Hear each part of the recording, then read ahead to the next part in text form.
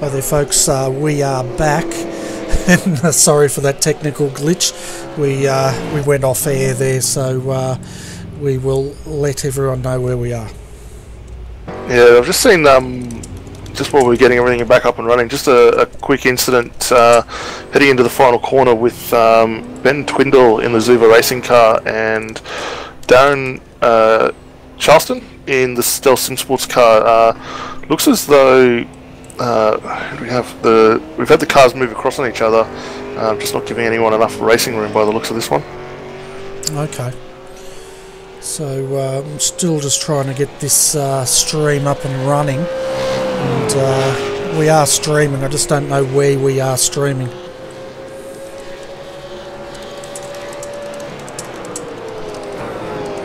Yeah, very odd. I've got something up at the moment. It looks like we're running again now. Yeah, we're on the live channel.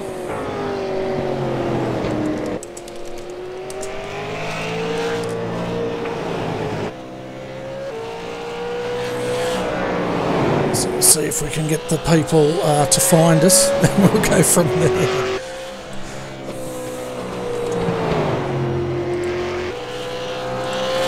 Yeah, it looks like we've got Daniel Williams back in the car now for the All-Star car as well, so they've been able to reconnect and get that thing back out on the road. Excellent. I'm just trying to work out where we are on air. If anyone can tell us, that would be really good, because I've got no idea where I'm broadcasting at the moment. Yeah, it looks like someone's saying they can't hear anything at the moment. Yeah, so that's kind of weird.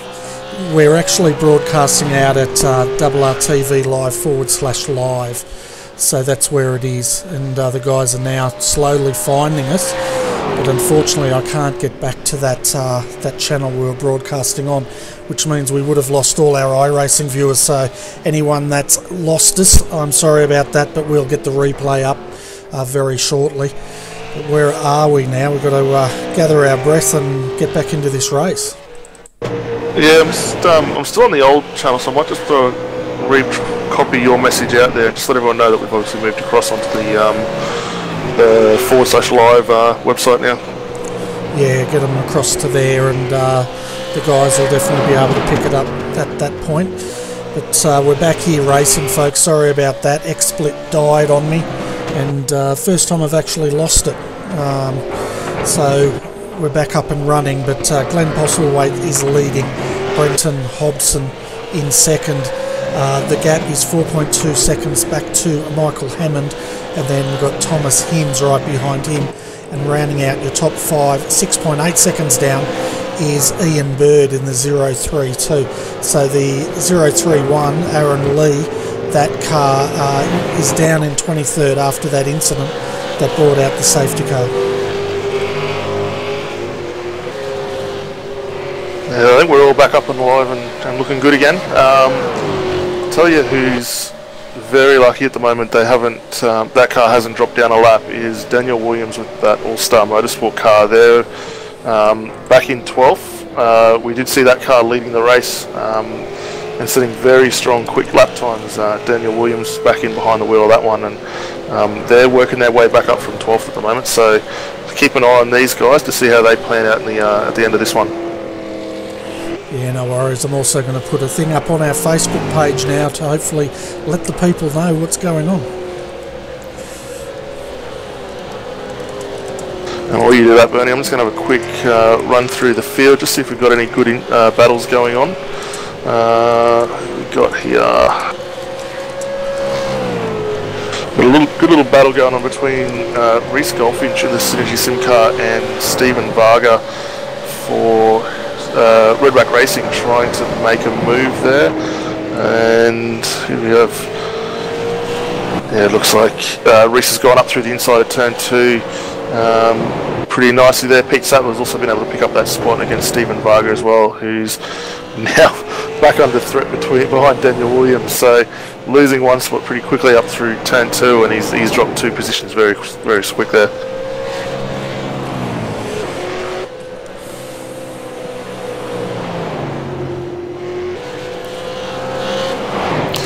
And Daniel's just going to have to be very careful. He's got Ryan O'Sullivan up behind him as they make their way up over Skyline and get ready to drop down in through the S's and the dipper. So I'm back. So we've got the message out. Hopefully the viewers can find us. Unfortunately, a lot of the iRacing viewers won't find us, but there's nothing we can do about that. Just having a look, Riley Blythe here and Brian Borg, 15th and 16th at the moment. Brian's dropped back a little bit. Where's Riley? Further down. Looks like the Bo Cubis, your team name is here, car's back out there.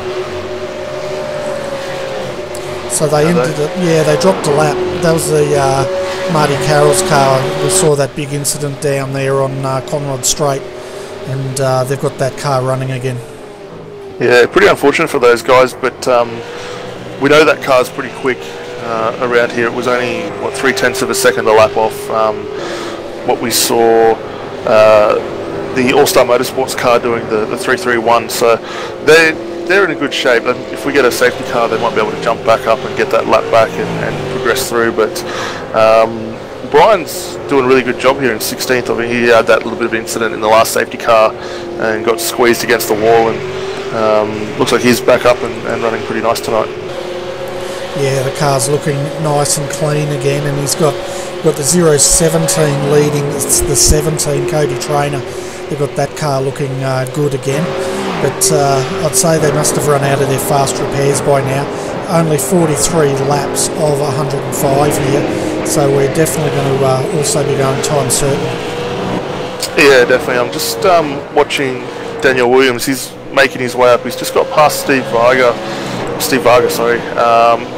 going through Mountain Straight, and Daniel's actually starting to make a bit of a gap there as he drops down into the grate now. And just in front of him, you've got Riley Blythe putting the blowtorch on the back of Reece Goldfinch. So a good bit of racing all the way through this field at the moment. Yeah, it certainly is, and we just caught up with that battle you were calling here, and we can see he's got Simon Pitt ahead of him. Oh, there's a car off in the background, and trying to work out who that was. I think that was Paul Tajavara there. He's gathered it up though, and he's got Marty Carroll all over the back of him. Marty's a lap down, but it's not going to slow him down as Paul gets out of his way.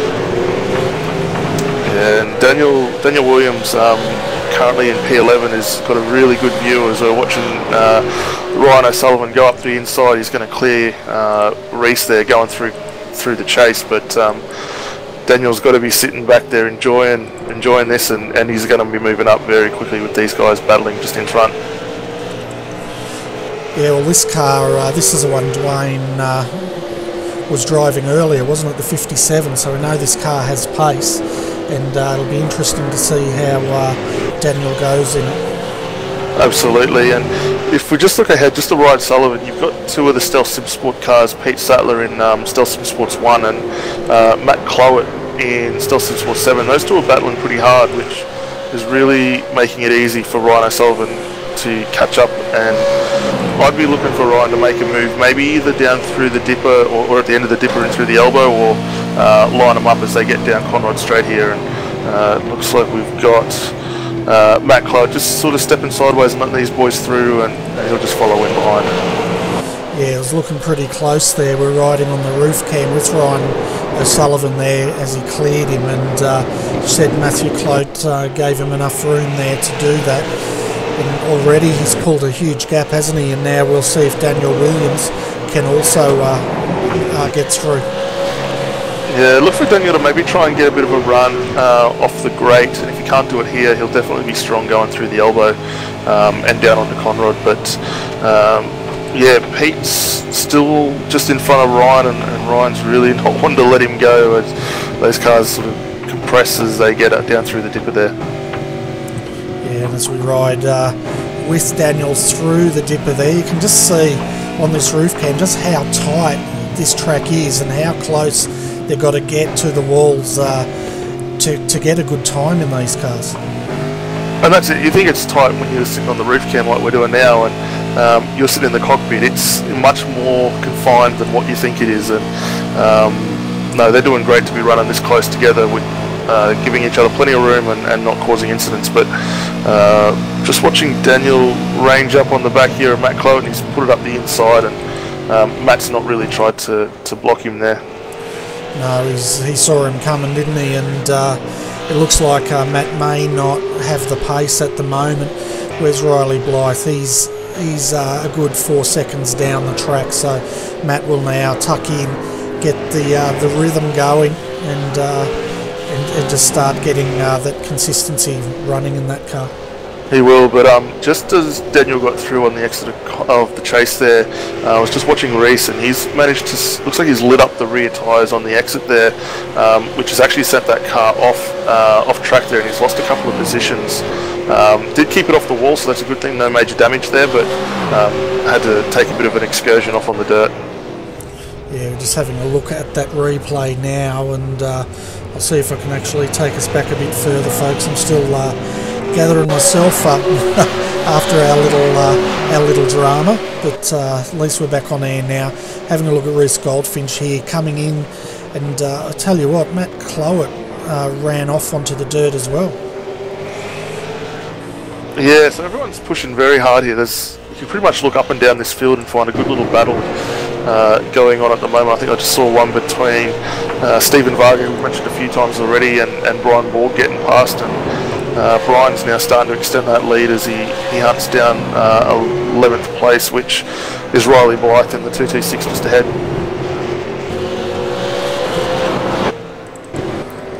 Yeah, okay, I'm almost caught up with you here.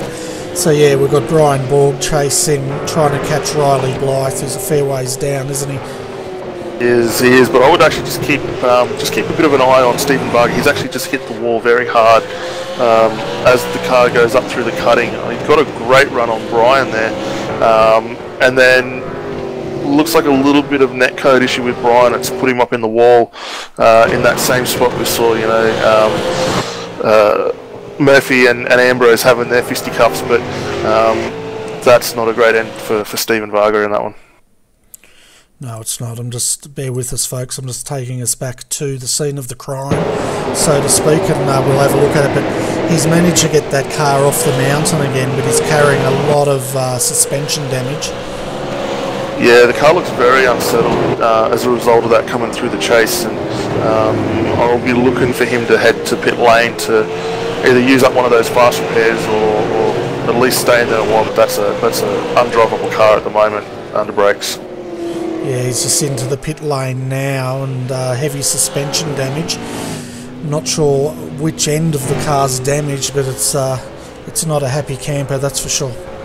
It might actually be easier to look at or point out which end of the car isn't damaged, which to me looks like that left-hand rear section, but he's got damage on all other three corners of that car at the moment. Yeah, and the way he's parked it in there, I think they're not going to work on it, so it might be race over for the 149, and I don't think now they're getting it repaired, but we'll see if they come back out. But meanwhile, Brenton Hobson has a lead here, 3.4 seconds over Pozzi in second, and 8 seconds back to Michael Hammond here. Then we've got the 085, Thomas Hins still in that car, and tell you what, this car, don't want to jinx it, but they've had a really good run here tonight. Yeah, well, I mean, we saw them getting really lucky with some good driving off track to avoid that crash on Conrod, but it's been good, consistent driving from Thomas. We speak to him end of most races. He does a great job running around the 10th, but to be up in 4th position at the moment, they're doing a great job in that car. Yeah, they certainly are, and 46 laps down here out of 105. What's the time now? 10 o'clock. So we've been going here now for 2 hours, halfway. Well, yeah, just about the halfway distance. 47 laps.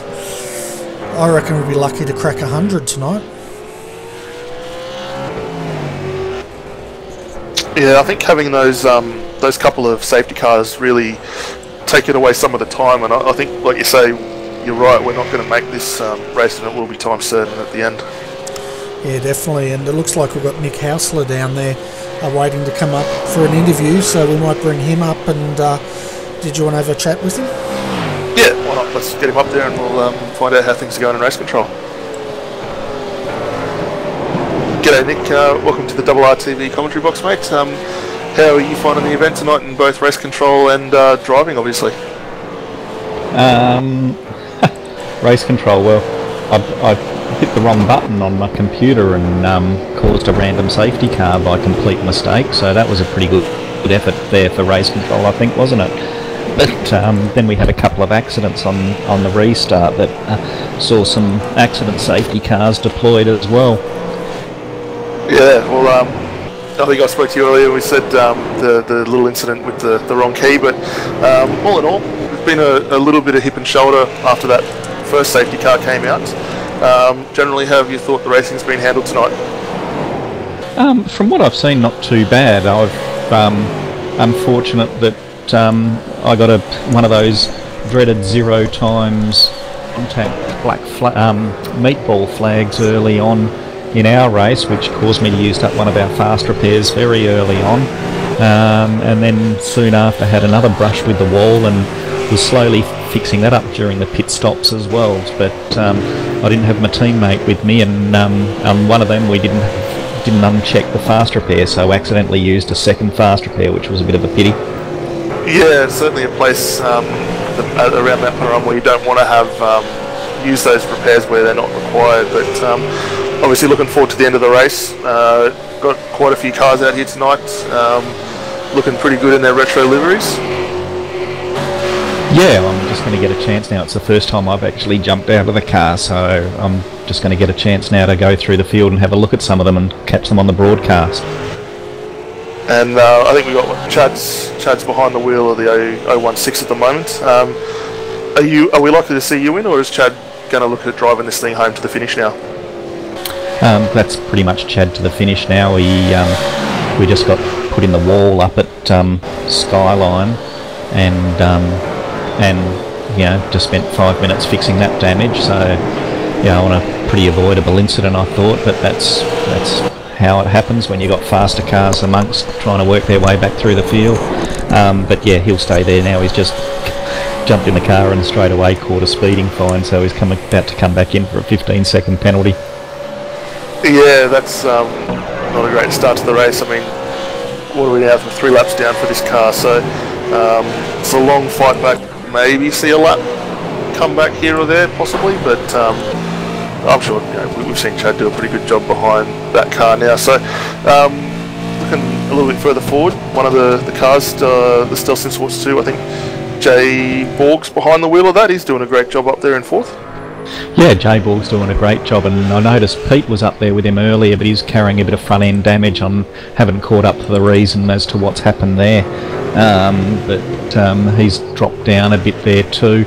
But yeah, we got some good guys, some teams doing really well. We've got Greg Sharp teamed up with Matt Cloward as well, and they're sitting just outside the top 10. So team's doing all right.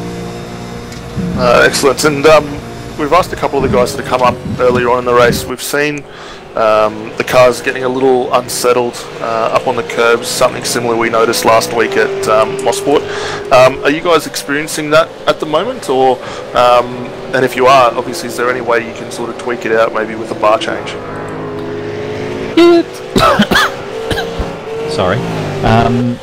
On some of the curbs, it's usually been all right. It's just a bit tricky sometimes down at the chase and turn 1. But yeah, you can probably soften up your bars a little bit, but it's about trying to get your dampers and everything tuned to start with, and getting your springs and dampers working well together to start with. Once you hit the race, there's not a lot you can do to try and smooth that out. It's sort of all the pre-work that you need to get done to make sure that when you do whack 112 litres in it and on lap 15, 16, the car's still doing what you expect it to. Yeah, definitely, and we're seeing that obviously with a few guys up front that are putting in some good times. Obviously, I mean, Jaden looks like he's really adapted well, and that car's doing a great thing for him. But before we let you go back into race control team manager mode, have you got a shout out you'd like to give to any of the sponsors? Well, look, I'd like to give obviously a shout out to Pagnian who've supported us really well this season, but on a broader scale also just thanks to everyone that supported the series, including you guys here at RRTV. The series wouldn't be anything without the competitors and you guys helping it along as well, and I'm really happy with where we're going with the series and the competitors that we're getting, so just a big shout out and thanks to everyone. Well look mate, we've I know Bernie and I have enjoyed broadcasting this and we're looking forward to the next season. So thanks very much for all the effort you do behind the scenes and putting on a good show for everyone. No worries mate, and enjoy your 2-week break before round 1 kicks off. We'll get the details going up of the next season in the next week or so up on the forums and on Facebook, so looking forward to that one kicking off. Fantastic. Well, thanks again Nick, and we'll may speak to you towards the end of the race, and if not, we'll look forward to seeing you back in the next season. Cheers Dan, thanks Bernie. Yeah, and folks, if you're interested in competing in this great series, go and check out the V8 Supercar forum and keep an eye out for that post, and you'll be able to register there, and we'd love to see you out there on the track. And we're having a look at Ian Ford here, and in the background there, Daniel, I saw a Synergy Sim racing car going straight on at the chase there.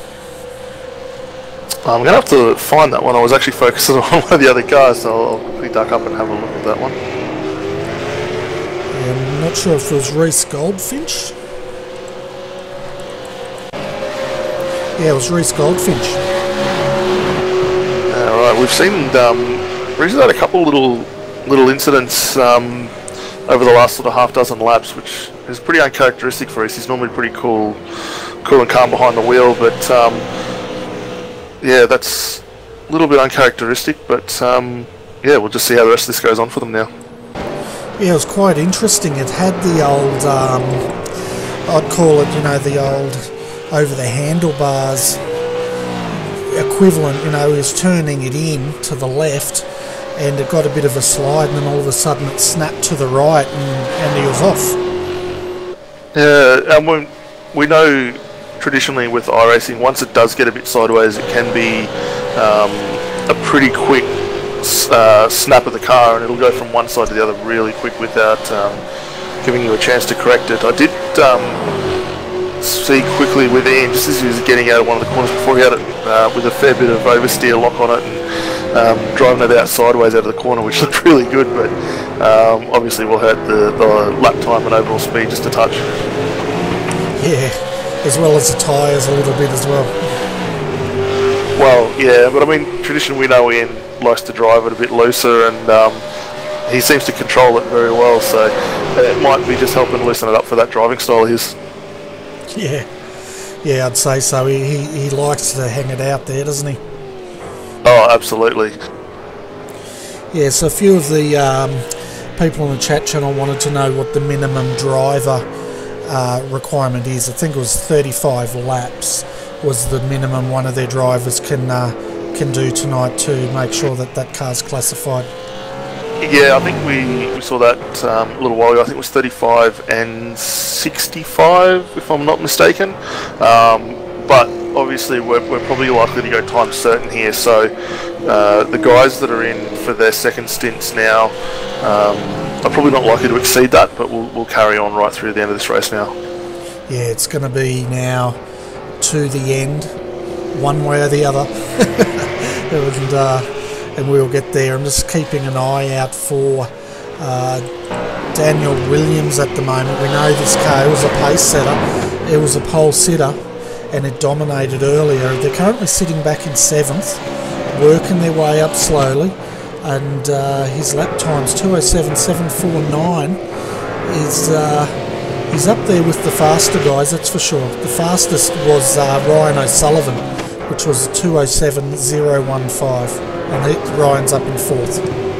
Yeah, well, we were watching Daniel a little while ago. I mean, they had the issue where the car, they lost connection and had to restart. I think they were back in 13th spot, so they're up in 7th now, with driving really smart, but I think he's being helped a little by Thomas Hins and Jaden Ball just in front of him, who are battling really hard, but just in front of that, I mean, we saw Ryan O'Sullivan having a battle with Jaden, and he managed to get through pretty cleanly, and he's extended that gap once he got some clear air.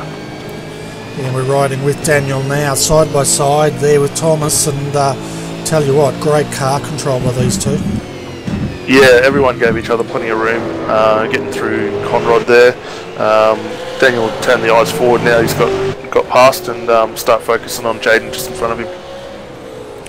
Yeah, and I wouldn't be surprised to see these two cars up in the pointy end of this race before the night's out.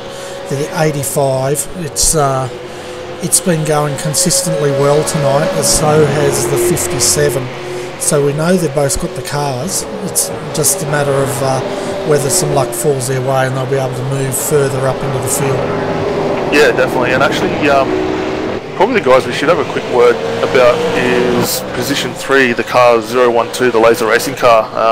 It's got Michael Hammond behind the wheel at the moment, and I think we saw some issues in the initial safety car where they actually had a black flag for apparently entering a closed pits, which needed to be addressed. But to have had that issue and come all the way up, that's a great showing from that team. Yeah, and what retro livery is this from? Have a close look at it. I don't think it could be the right colours. Well, look, to me it looks like the right colours. It's not a V8 livery. It's definitely Formula 1 inspired, but it looks good on the car though, doesn't it? Certainly does. I actually thought it was the BMW again. Well, it could be. I don't. Was there a player special that ran? I can't remember for the life of me now. I'm pretty sure there was a John Player special BMW, but it was gold. It was black and gold, but I could be hallucinating. But if any of the viewers are having a look at that, let us know. What livery is that from? Yeah, it's kind of a goldy lime, like fluoro lime, isn't it? That colour there. But I'm just watching Michael here. He's actually just coming into pits, which is about due for them. He's put 22 laps on this stint, and I would expect he'll funnel out back probably around the 10th position after this stop. Yeah, so it's really going to come down to race strategy from here on in, and to the end now. I think we'll find once the guys get into the groove, they're going to spread out, and then I think the pace is going to start being very consistent, and the laps are just going to start ticking off. Yeah, definitely, and we've got a couple of teams up towards the front end who are very good endurance specialists. Synergy Sim Racing do a great job in the current endurance series that we host here on Sundays. They're up in positions 1 and 2 and looking to get that car a little further up in the final point standing for this season. And the Evolution Racing car, the 227, we've seen Ryan Sullivan put on a few moves, and he's going to be up in 3rd now and pressing hard to get up with those Synergy cars in front of him. Yeah, well, he's carrying the right paint job there to rule the mountain with anyway, so his last time 206.988. He's the only car out there in the 206s at the moment. The others are in the mid 207, so he's definitely got the pedal to the metal, as I'd say, and in pumping him out. He's got a long way to go though to catch him, because he's 17.8 seconds down from the leader. Yeah, he does, but I mean, having said that, he's still lapping 4/10 quicker than what our current race leader is, Brenton Hobson. So it'd be interesting to see if Brenton starts to react to this and maybe pushes a little harder to protect that gap that he's got. Yeah, it looks like a big gap, but if you think about it, Brenton's just coming across the start-finish line, and where Ryan was just coming into the chase, so it's not that big a gap when you look at it from a track point of view. No, it's not, but I'd actually be... I'm just looking here at the last time these drivers have stopped, and I'd expect we're probably going to see both the Synergy Sim cars, currently P1 and 2, in the lane this lap, if not the next one there, both on 23 and 24 laps on this stint respectively, and probably half a dozen laps later on we're going to see Ryan O'Sullivan come in. He's done 16 for this stint, and would be getting up towards the end of this run at the moment. Yeah, definitely. If they're at 23, I agree with you that they'll be coming in any minute now, probably the next time by. They might try and push it to 25, but I think they'd be running on fumes at that point. Yeah, definitely. And I mean, you can save a little bit by trying to short shift or just roll out of the throttle a little bit sooner before you get into the braking area. But while these guys are going open throttle, green track, they're not going to be saving too much. No, exactly right, and they're not tucked up behind anyone either. I tell you what, one thing that we haven't touched on tonight, Daniel, is the track's definitely starting to turn black out there. There's a lot of debris building up on the off the racing line there, especially coming through the dipper. I'm expecting that's going to play a bit of a part. Yeah, it will, because obviously it's going to give the cars a little more grip getting around there, but it's whether or not these guys in front or any of the guys that are out there at the moment have actually accounted for that and maybe set their setup to take effect of that later on in this race. So having a look now, Brenton Hobson coming down, he's staying out. What about Posy? Is he going to come in or is he going to stay out? No, he's staying out as well as he goes past the 149. So they're making a liar of me. I thought they were going to be in. We'll see what happens to Ryan O'Sullivan. If he comes in, I'm going to fall off my chair, right? Yeah, I'll probably do the same. I'm just having a look. He's spotting a little bit of front end damage from somewhere. I'm not sure whether you're seeing that on your side, but yeah, it looks like he's hit a fender somewhere, and I just don't know where that potentially was. Oh, here we go, through the dipper. He just got past a lap car and Chad Varga, who his teammate Nick Heusler, who was just on before, but yeah, he's just caught that wall just a touch. I wonder if there's any suspension damage as a result of that. Yeah, we saw him go off screen, and it didn't seem like a huge touch. I didn't hear the bang or anything, but you're right, he's missing that fender, and it seems to be steering straight. I don't know. Saying that though, he's hit the wall again, so maybe I'm wrong. He could be in trouble here, Daniel. Yeah, it could be. Although now looks like the magic panel fairies are out, and I've got a fender on that front left now. So I don't know. Yeah, well, I'm having a look at it now. His whole side door's got scuff marks and dents in it from that last hit. So.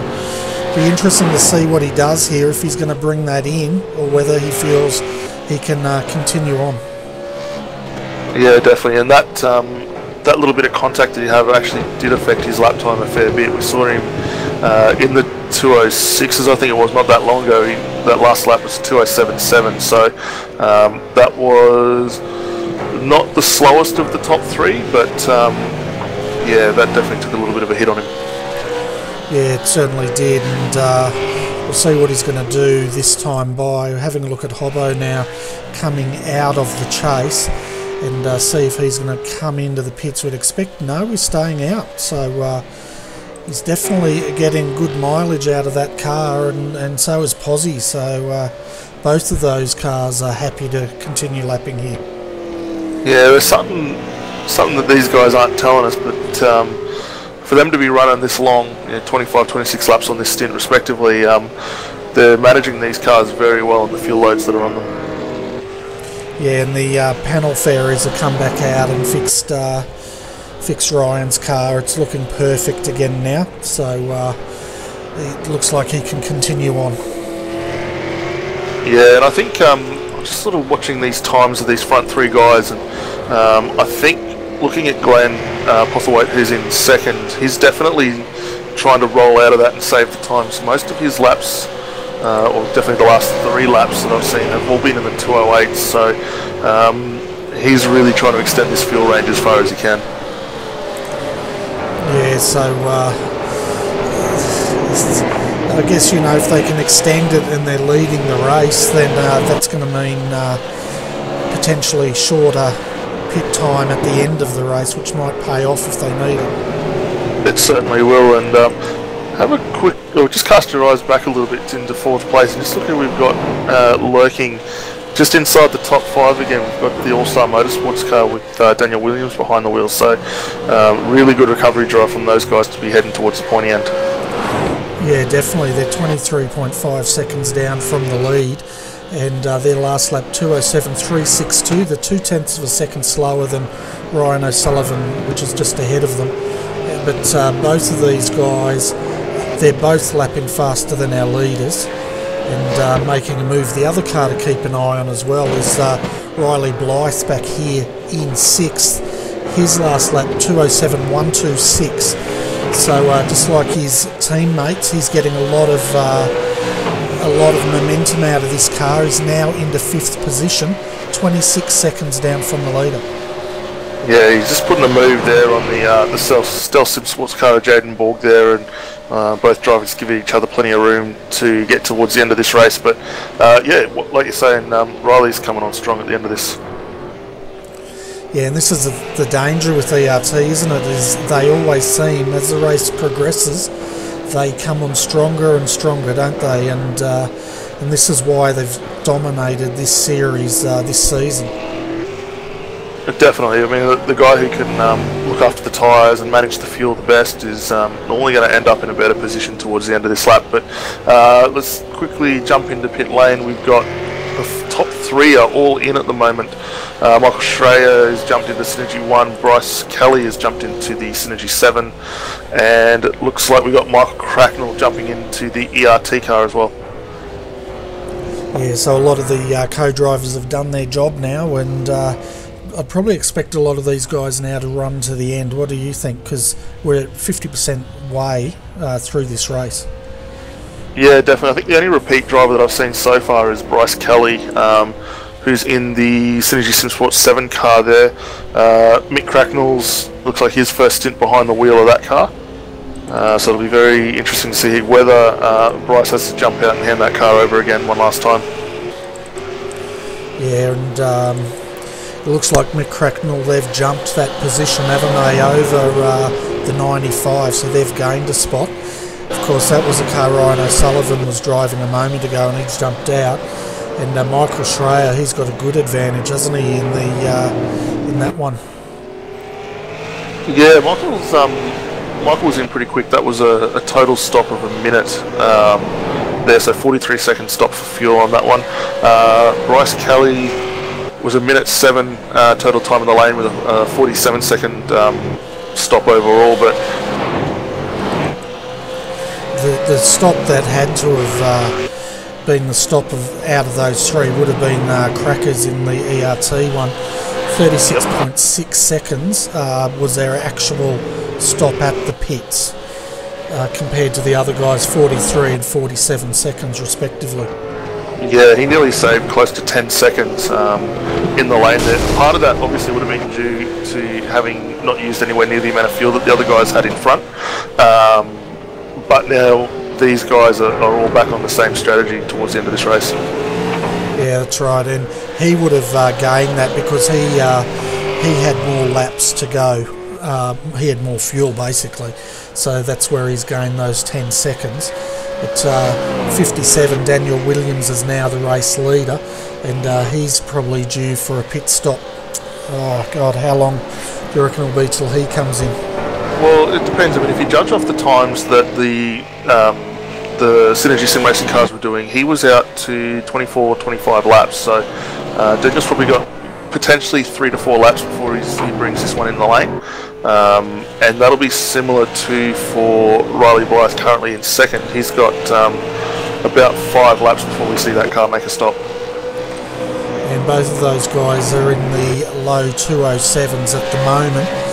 The question's going to be where they come out after their stop. Brian Borg also in 3rd, 17 seconds down from the leader. I'm just having a look.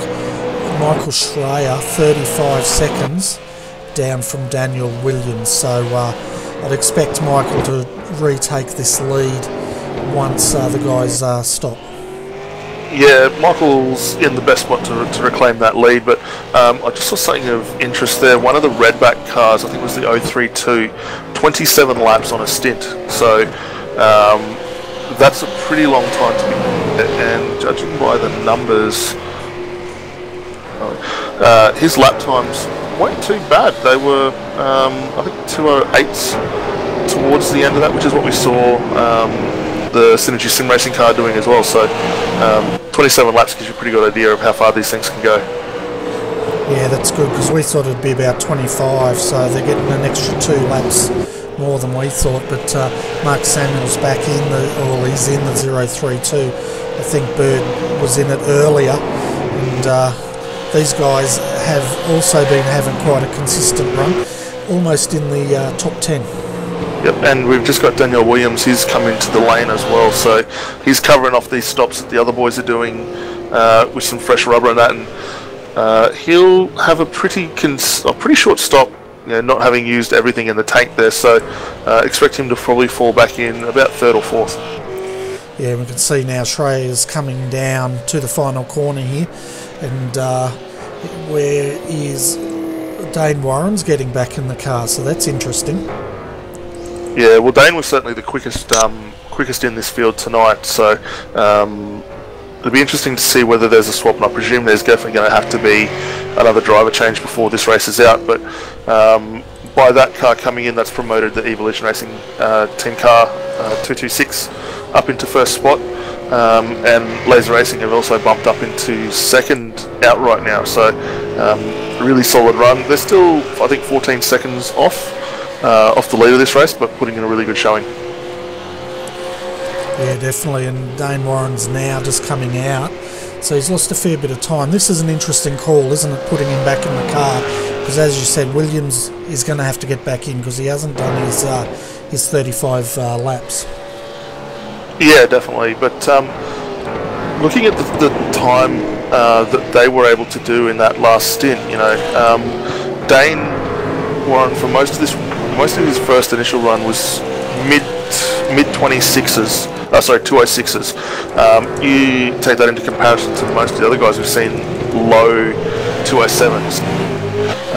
That all in all is not too bad, and even looking at Daniel Williams' time, he's a little bit slow. He's in the 207s, 208s in the odd part with a bit of traffic, but quite a consistent driver, and he has got the capacity to knock out a mid 206. Wow, if they do that at this time of the race, it'd be amazing. Speaking of, Ian Ford's last lap, did you see that? It was a mid 206. Yeah, mid 206, still not the quickest we've seen out there for this race. Dane Warren's still holding that. He did a 204.8 at one point in this race, which that's a phenomenal lap that he put in. That was lap 2, so I don't see anyone's going to eclipse that time, but Michael and Ian are definitely giving it a red hot crack. Yeah, the question's going to be, does Dane Warren still have it in him, or does the car have it in it for him to do those laps again? Because we know at the start he went off like a scolded cat, didn't he? And got a huge gap. I could have almost used one of my quotes then. Well, you could have got away with the scolded cat one, but I'm just having a quick look at the lap times between both Dane and Daniel in this car, just sort of get an idea of where we're at. Dane's he's put 36 laps in for his driver stint so far. Daniel's done 24, so we're definitely going to have to see Daniel do that last stint just to make up the minimum driver time. Yeah, definitely. So we'll see at the moment, but Riley Blythe 16.3 seconds, and he's off like a stabbed rat. He is, but not too far behind. In the next little battle, you've got the Ian Ford in the #1 Evolution Racing Team car, and just following up, about a second behind at the moment, Brian Borg in the Laser Racing #3 entry. So those two are going very quick at the moment. It certainly is, and this is another car, isn't it, we've got to keep an eye on tonight. There's quite a few of them that could win this race still, with 60 laps down, an hour and 34 to go. But yeah, we'll see how he goes. But my money's still on Schreier at the moment. Him and Hobbo. Yeah, well, we've got a really good mix of teams that are up in this top 10. I mean, we got obviously the two Evolution cars, 1 and 2. Actually, they got 3 cars in the top 10. We've got Laser Racing with a couple, Synergy Sim Racing with a couple in there as well, and then Stealth Sim Sports with another couple in 10th and 11th. So there's a good mix of teams that are fighting for this one. Yeah, definitely, and anyone can still win it. It's not over by a long shot, and you can see Keeley now coming into the chase again, 61 laps down, and how far is he off? He was 48 seconds off the lead, so the guys are starting to spread out quite a bit, and I want to keep an eye on those Dane Warren, who's just behind him, to see what sort of times he's pulling out as he goes across the start finish line now. He did a 2:05.112. Yeah, and actually we did have first and second come through, first and third come into the pit. So we had Riley Blythe and Brian Borg in there. Brian, slightly longer stop, he's currently still in the lane. Riley has rejoined. Where did Riley rejoin? Back in 7th. Okay, and he's a fair ways down now from Dane. He's just coming through Griffins now, where Dane's up at the cutting, and he's already on the back of Bruce Keeley here for position, and this is for 5th and 6th respectively. And yeah, I think they've put him back in because they know he's got the pace and they want to get that car back up to the pointy end of the field. Yeah, and I think looking at the times Daniel did, he drove the wheels off that to get it from 13th to 4th. But once he seemed to hit 4th, the car seemed to stall out a bit and he really wasn't making any inroad further, and that gap stayed around the 13 second mark. So I think getting Dane back in the car, they'll be able to minimise that gap once all these pit stops cycle through and go on from there. But I think we're probably likely to see Ian Ford at least lead this race for the next maybe 5 laps before he has to come in and make his next stop. Yeah, and now we can see Dane Warren. He's making a move on Posy here, too wide, coming into the chase. He'll have the inside, but okay, Posy's just let him through basically, and probably a wise move because you don't want to get caught on the outside coming into the chase, do you? No, not at all. I mean, we saw that last year in the race that had that incident at the final laps in the Bathurst 1000, similar sort of move. But no, Bryce did a good job. He sort of backed out of that as he flies it up on 2 wheels crossing the start-finish line there. But no, smart driving from both of those involved. Yeah, definitely. I got it wrong there, guys. I thought it was Posy in there, but it's actually Bruce Keeley. It looks like we've got Pete Satler in the green room, so looks like he's found us, which is good. And before we bring up Pete, we better make a quick mention. Ian Ford's in pit lane at the moment too. He's come in 22 laps down off that stint. Currently sitting there, so it'll be interesting to see when he drops out. He's leaving now. He's sitting in 8th as he comes through, so he's safely in 8th position at the moment. Sean Thompson's also in the 085. He's been in there for some time. That car at the moment is in 7th, and last lap of 2:07.706, but you can just hear as he goes through all the rocks starting to bounce off the underside of that car. Yeah, it definitely is, and cast your eyes quickly over the last laps for the quickest lap. Look who's put that lap in, so maybe it's a good stroke from All-Star Motorsports to have Dane in the car. He just did a 2:06.2, so really starting to get a hustle on to move up the points. Yeah, that's right. He's going like a mosquito on drugs. Certainly is. Well, we better bring Pete up. He's, like I say, he's sitting down in the green room, and we'll find out how things are tracking on for those guys. Yeah, no worries.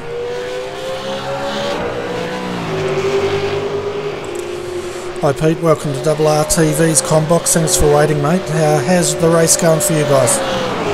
It's getting better. It started terribly. Okay, so where are you positioned at the moment? We're in P9 at the moment. Coming from, I think it was at the end of lap 2, 38th. Okay, so are you in the car with Craig Jones? That's right? Yeah, that's my car, yep. Okay. It's looking like a Melbourne taxi at the moment, but how's it going? It looks pretty second-hand, but is it steering and is the top speed alright? And what about handling? Handling, yeah, it seems to be okay. It's a little bit understeery through the left-hand corners, but yeah, it's missing a little bit of straight line as well. Other than that, I think we've gotten away with it a little bit. We're just trying to save that fast repair for the last stop.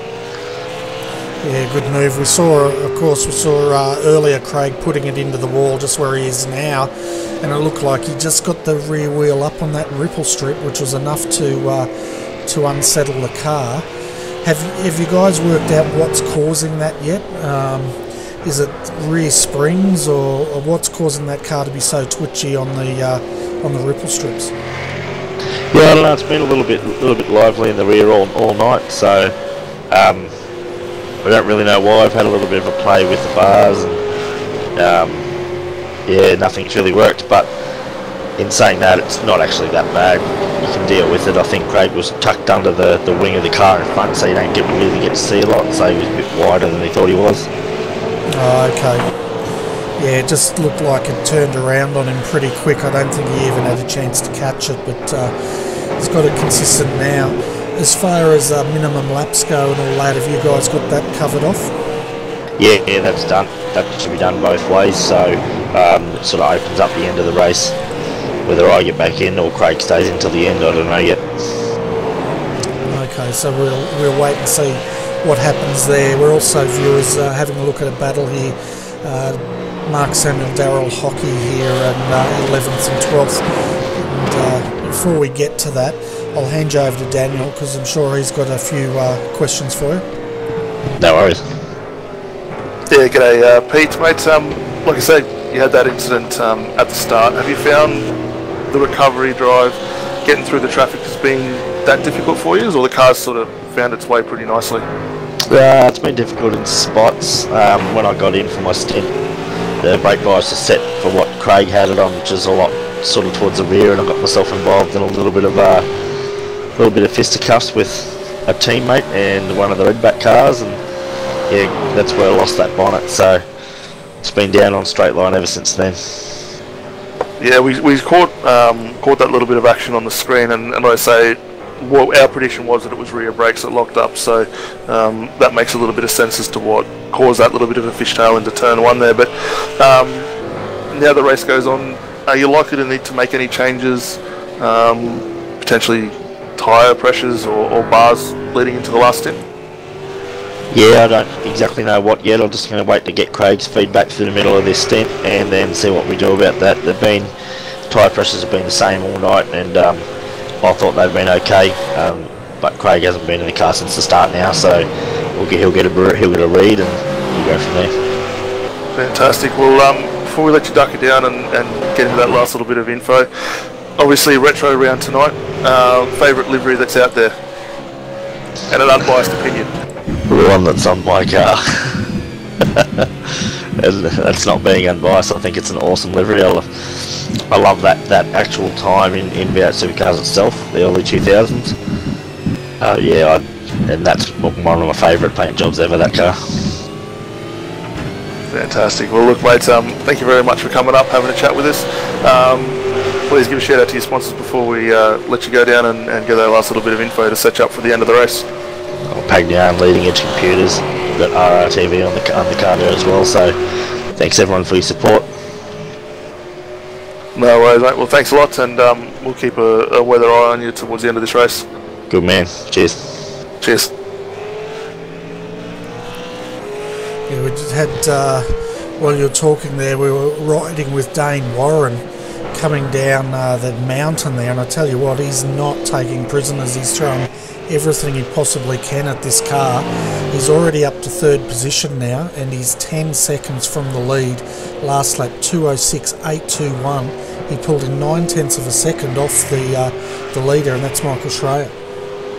Yeah, great lap times. There is a little bit of damage on that front left fender again that we've seen pretty synonymous with most other cars, but yeah, Dane's doing a hell of a job out there at the moment with the lap times that he's setting, and someone who's going just as quick a little bit further down is Ian Ford again in the ERT car. He was quickest car on track at the moment, so look for Ian to sort of push his way up the front as this thing goes on a little bit further.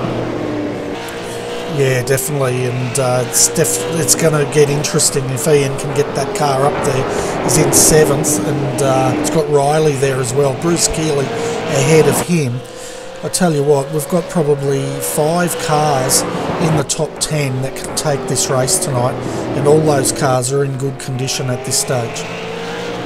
Well, yeah, actually, I reckon anyone who's in the top 10 currently as this race is going on is definitely a chance of putting it up there. Obviously, we've seen RRT do great work with their pit stop strategies to leap from the pack and get up there a little further. I mean, Riley Blythe currently 6th. He's 19 spots up since the start of this one, so you know, they're pretty on top of their strategy. But you know, Laser Racing is still floating around inside that top 5 and doing a great job, and Synergy Sim Racing are still holding out with the lead, and Bruce Kelly sitting back there in 5th. Yeah, it's just on, isn't it? We can see now Bruce Keeley, Riley Blythe, 1-2 coming down into the chase here. Riley's tucked right up under the wing and looking like he wants to get that MPMS up another position. But I'm sure Bruce will have something to say about that. Yeah, definitely. I mean, two good teams going on there. Obviously, looks like Brenton's come to join us. He'll be keeping an eye on what's happening here with his car, the 226. But no, really good racing by both of these guys, giving them plenty of room. And Riley's going to have a nice run here into turn 1. Yeah, and I reckon Brenton would be holding his breath here because that's his car. And we were saying earlier, weren't we, when they were sitting in 12th, to keep an eye on them because they would come through the field as this race progressed, and that's exactly what they're doing, up into 5th position now. Yeah, great driving from those guys, and knuckling down when they need to and pushing on ahead. Yeah, definitely, and the votes are still going on, folks. It's interesting, we're having a look at, we've got the red and white car, which I'm assuming is the 227. It's had about 3 votes, I think. The 84 Brock car, which must be the 227. It's between that, Better Electrical, and the Green-Eyed Monster's got a couple of votes in there as well. Yeah, well, I think the 84, would that not be the 85? Because I think that was about the year livery that Sean Thompson's currently running on his car, the PFR car. It could be that one that they're going for. It's either that or the 227. So, folks, do you vote for the 085 or the 227? We're not sure which one is the red and white one. I thought it was actually Cracker's car. We should bring Brenton up, shouldn't we? He might be able to clear this up for us. Yep, definitely, absolutely. Hi Brenton, welcome to the comment box, mate. I'll tell you what, the 026 is making its way up through the field. It is, isn't it? Thanks, Bernie, and g'day, Dan. It is. It's travelling really, really well, and Riley's doing a sensational job in the car at the moment, and yeah, slowly working our way to where he wants to be. I was happy with where I ended up. I think by the time I handed the keys over, it was 8th, and hadn't used a quick repair at all. Gave him a brand new car, so yeah, things are going really well so far. Touch wood. Yeah, he's 16 seconds off the lead. We were saying earlier when we saw you in the car back then, I think you were 12th, and we were saying to keep an eye on you blokes because as this race progresses, you were in you weren't in danger, you were dangerous, as in you're moving your way through the field, and I reckon we'll see you at the pointy end before this is done. Yeah, I think, to be fair, Dane and Daniel are doing a really sensational job in that 57, the All-Star Motorsports car. You know, stars of the show, really. These guys are both very, very good around Bathurst, and they're really showing their pedigree tonight, aren't they? And considering Dane did have that drop out, yeah, it was behind a safety car, so they didn't lose a lap, let's be honest, but it's still a good effort to fight back. The only thing that we question for them and for the other guys in front of us is, can they make it on fuel without fuel saving? I know Dane's car's done 2 extra laps, 2 laps earlier than us, so they're going to do 2 23-lap stints. Can be done, no doubt. It's a bit of a stretch. And as for the SSR car leading of Mick Schreier, like champion bloke, let's be honest, great team, good to get along with, but I reckon they're going to do a splash and dash as well. So yeah, we're not in that position. We can go flat to the finish, and I know 40 can go flat to the finish as well. So we're looking okay. Yeah, I'm not going to count the chickens before they hatch. Yeah, well, it's going to come down to how many laps are left, I think. But yeah, we were saying also with Ian in 7th, keep an eye on him as well. His last lap 2:06.243, and the only other car out there faster than him, well, no one in the top 10 was faster than him, so he's definitely moving forward as fast as he can. 25 seconds off the lead though, a bit of work to do. Yeah, but like I said, with the pit stops, he might not have as much work as what we think, but well, I've got Joel Rule Timing running, and it's still saying we've got 37 laps to go, so it's generally been pretty close to right so far with an hour 18 and a half left, so yeah, if there's 37 laps to go, well, we're looking pretty healthy at the moment. Yeah, that'd put us at around about, 103 laps by the time we go time certain. Yeah, so 103 or 105. No, I think we're still good for that at the moment. I think. If it is 103 laps, well, obviously the car's healthy, but I'm not. Obviously, if that's the case, well, then Dane and Daniel's car comes right back into it. That 2 laps that they took earlier will mean absolutely nothing, and they'll be fine. We'll definitely see how that shapes out, but I've got a little bit of a pop quiz for you here. Oh, okay. Oh, you'll love this. This is right up your alley. I think you're a Holden man, aren't you? Well, yes. All right, we've got 3 Brocky liveries out there. Oh, don't even ask. 1984, last of the big bangers. Dave, everybody knows that Brock won that race that day. Well done, yay. But everyone underestimates what a great job David Parsons did in the second car, but I'm not sure that's the question you're going to ask me. I want to know which car is the 84. Is that the one is that the 005? Yeah, that's 84. Yeah, what a great car. I only did 3, maybe 4 races. Sandown a couple of weeks before Bathurst, where the team had a 1-3, and they would have had a 1-2, but of all the stupid things to happen to Luke Harvey's door fell off during that race. God knows how. And he was driving around quite a while holding onto his door, but he got black flag, had to fix that. So that cost him a certain 1-2 there. Sorry. And I think the other race that they compared him with this car is, off the top of my head, Bernie, showing my age, I think it might have been New Zealand, where again, Brocky had a win in that car. Not sure how the second car went, to be honest with you, but yeah, it's great days. And it was such a vengeful day for that 1977 horror show where those 2 horribly ugly, humongous fat Fords with Moffat and Colin Bond came first and second. It was a day that Holden fans have been waiting for years and years. What, the 1-2 for Ford? Yeah, I bet they were. 77 was a disgraceful year, Bernie. We shan't talk about it ever again. It's just erased from the memory. Oh my God, I remember where I was that day. So do I. Yeah, so do I. Yeah, that was awesome. Alan Moffat's car was dead. Bloody hell, anyway. Yeah, there's a bit of a story behind all that. We had Colin Bond at a dinner down here presenting, and he had a bit of a chat about what happened that day. Moffat's car was dead, and he was told to stay behind. So Moffat paid the bills. Bond didn't have a drive for the year after. Obviously, letting that Canadian past. It was so much quicker at the end, Colin Bond. It was amazingly quick in the car too, but like if you're a Ford fan, it really was just the biggest day, wasn't it? But like I said, 84 with last of the big bangers, and Brock and Dave Parsons crossing the line. It's funny, only the other day, Bernie, I was going through some gear, because we were leaving house at the end of this year, so I was starting to pack up some stuff. I found a poster of the finish of the 84 race. How cool's that? That's pretty cool. Yeah, it is. You're going to frame it? I put it in a box, so I can't remember which box I put it in. Oh no. But I'll definitely get it out when we move house. You've got to get it out, and you've got to put it in a nice frame. Yeah. Oh, it's just so cool. Yeah, I still remember that day. It was just a great, great day. Tell you what, guess who just took the lead, guys? Dane Warren just took Michael Schreier into the chase. He took 2.4 seconds out of him that last lap. He did what did he do? 2:05.910. The guy's a jet, isn't he? And he showed that at the Scott Sebring round, I think it was, where he actually took pole position. The race was a bit of a cluster, and he'll probably say that himself. I haven't spoken to him about it, but it was a bit of a mess. And then finally killed himself off with a disconnect. Not his fault, obviously, but this guy's got some serious talent.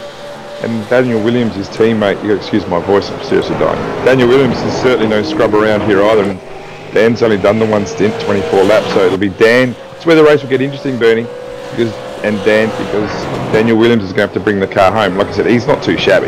Let's face it, he's put some good times in, so they'll be more than competitive at the end. Yeah, I was saying earlier when Dane got it back in, I reckon they're trying to get that gap up so they can manage a race when Daniel gets back in and brings it home for him. You got to look at Mick Schreier's pace here, though. Like this is a guy who's very, very capable of running mid-sixes, and he's done that this race. In fact, his opening lap this stint was a 6.6. Since then, he's been punching out 8s and high 7s. I'm not sure. Yeah, he's probably fuel saving, maybe, unless there's some very minor damage that we don't know about. But he's driving, his last lap's 2.2 seconds off his pace. I know he had new tyres, so let's just call it an even 2 seconds. Well, so these boys are probably thinking about their tyres. Oh, sorry, their fuel. I would put this out to you, Brenton, as a bit of a bet. We saw Synergy in the last stint go 25, 27 laps on a tank of juice. Safety car though, Dan. With a safety car, admittedly, yes. Schreier was doing around the 208, 207 laps times, but yep. I mean, like you touched on before, consistency for Dane Warren. His last 3 laps, 2057, 2057, 2059. Yeah, it's pretty unbeatable at this place, isn't it? Well, it is, isn't it? Yeah, but again, let's see how much fuel he's going to hand over. Like when Dan gets in the car, I'll be really interested to see how many laps there is. If there's 24 laps, I think he can make it. I know I can make it on 24 laps, but I'm not one of the quick guys who kills the ozone layer per lap. I'm pretty light on fuel, whereas I know 40 can run 22 laps pretty hard, so there's a bit of a difference, I know. My teammate Riley Blythe can run 22 laps on fuel, but that's all he has to do. We don't have to look at our fuel gauge. I still reckon that Dan Williams is going to have to look at his fuel gauge. It's going to be very interesting as this race winds down now. Obviously, you're a Holden fan, Bernie, you're a Ford man. Hang on, you reckon I'm a Holden fan? What gave that away? I still think that Nissan livery, even though it's on a Ford, is still the best looking car out there. Really? I'm a Nissan guy through and through, mate. I love them. Yeah, I'd rather be a Nissan guy than ever be accused of a Ford man, that's for sure. But I still think the Cracknell O'Sullivan car looks absolute mint. It just looks the best tonight.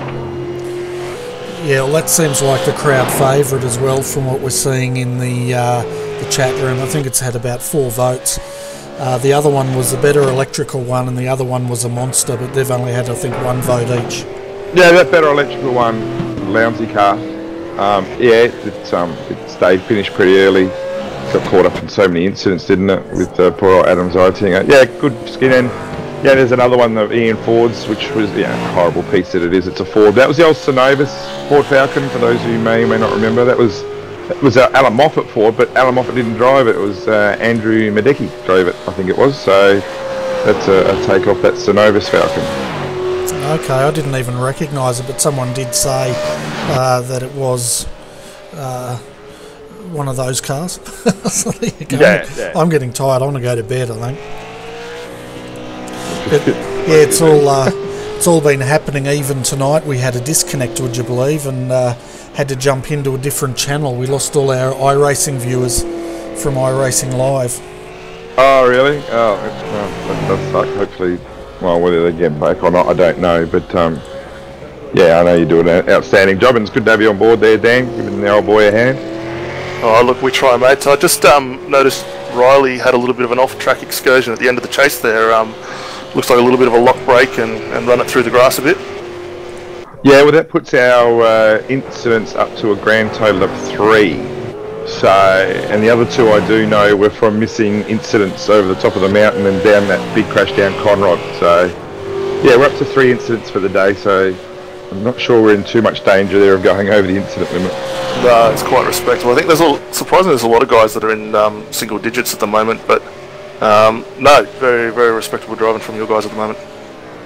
Just got to keep an eye out for Mick Schreier. He's no dope on a rope. He's a smart cookie, and the whole team, good bunch of guys. So who's Mick driving with? Hobson. So yeah, neither of these guys are class clowns, are they? And Mick's pace is, it's picked up a little bit. 7.4 old tyres. Maybe starting to realise he can't make it. I don't know. Maybe they're listening to this broadcast. If you are, boys, g'day.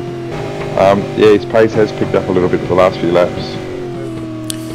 Yeah, Michael has started to pick it up. I think what he's doing is he's keeping an eye on the gap that Dane's pulled out, which is 3.6 seconds. I think he's just trying to minimise that damage, knowing that Dane's going to have to get back out at some point. Yeah, like I said, Dane's got to hand the wheel over to Williams, doesn't he? And like you're saying, Williams is no slouch by any means around here. The other car that's going to need to pit is the RRT car, Mick Cracknell. They're in the same strategy as SSR Schreier car and also Bruce Keeley. Those three cars are pitted all the same lap, and Dane won 2 laps before. Like I said, with the car 1 and the car 026, they'll make it comfortably, no dramas at all. Yeah, and what's your take on the domination of the series for ERT? You know, while we've got you up here, we'll have a chat about that, because it looks like you've got 1, 2, 3 in the points. Yeah, I don't like calling it a domination, because there's so many good teams and good drivers that come and go out there. And look, don't get me wrong, we love this series, and we like supporting all V8 series, officials and scops as well. So, Nick Hausler does such a good job setting this up, and the last thing you want to do is just have no one show up. And there are some, good guys that come and go, we know, but it's really a reward for consistency and some work. Like on a Scops week like this week at Watkins Glen, we still put time in to do a Bathurst set. Maybe not as much, I'll be honest with you, but we still make that commitment to this series. And for guys like 40 and for Riley Blythe, who's I think the most underrated driver in our team, apart from maybe Elliot Biddle, it's a great result for him. Yeah, it's a fantastic result, that's for sure. And are you guys going to come back next season for the AOSC? Yes, I think so. Yeah, well, we haven't talked about not coming back. That is certainly the plan. I see Dane Warren's been held up pretty badly here over the top by Reese. I'm not sure, certainly nothing intentionally. Reese wouldn't be doing anything silly, but just seemed to get held up a little bit. Not much passing lane up there though, is there, to be honest? So, yeah, planning on coming back. Just trying to persuade a new driver to join us at the moment, and we're really close. And I'll tell you what, if he comes on board, we're going to be making some noise about it, because he's very, very good on this. So hopefully we'll be back next season. Well, no reason we won't be, and hopefully we'll be bringing someone along with us. Fantastic. Well, I look forward to hearing that announcement on your Facebook page when that's done. But I think we've got 2 weeks until we start again. So then all the fun starts, and I think we'll go through then till December, till the end of the year, which will be fantastic. But before we let you go, Brenton, we should let you give a shout out to all those sponsors that back you guys, and we'll let you go.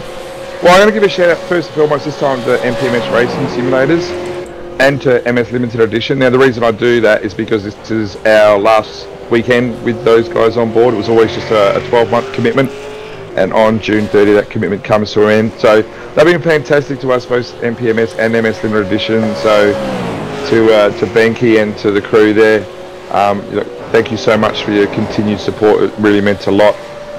And from that, it's been onwards and upwards for the team, and we've got Logitech G on. They've been unbelievably good to us, as you know, Bernie, and they're sticking with us for as long as we know.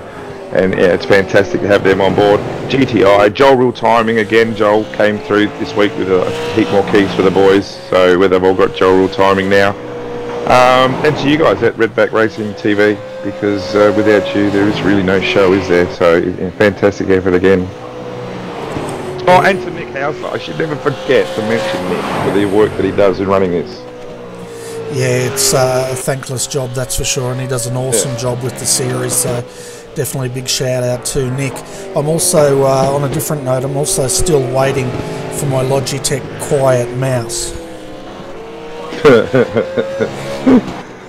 Shit, I forgot. Yeah, I just thought I'd give you a reminder.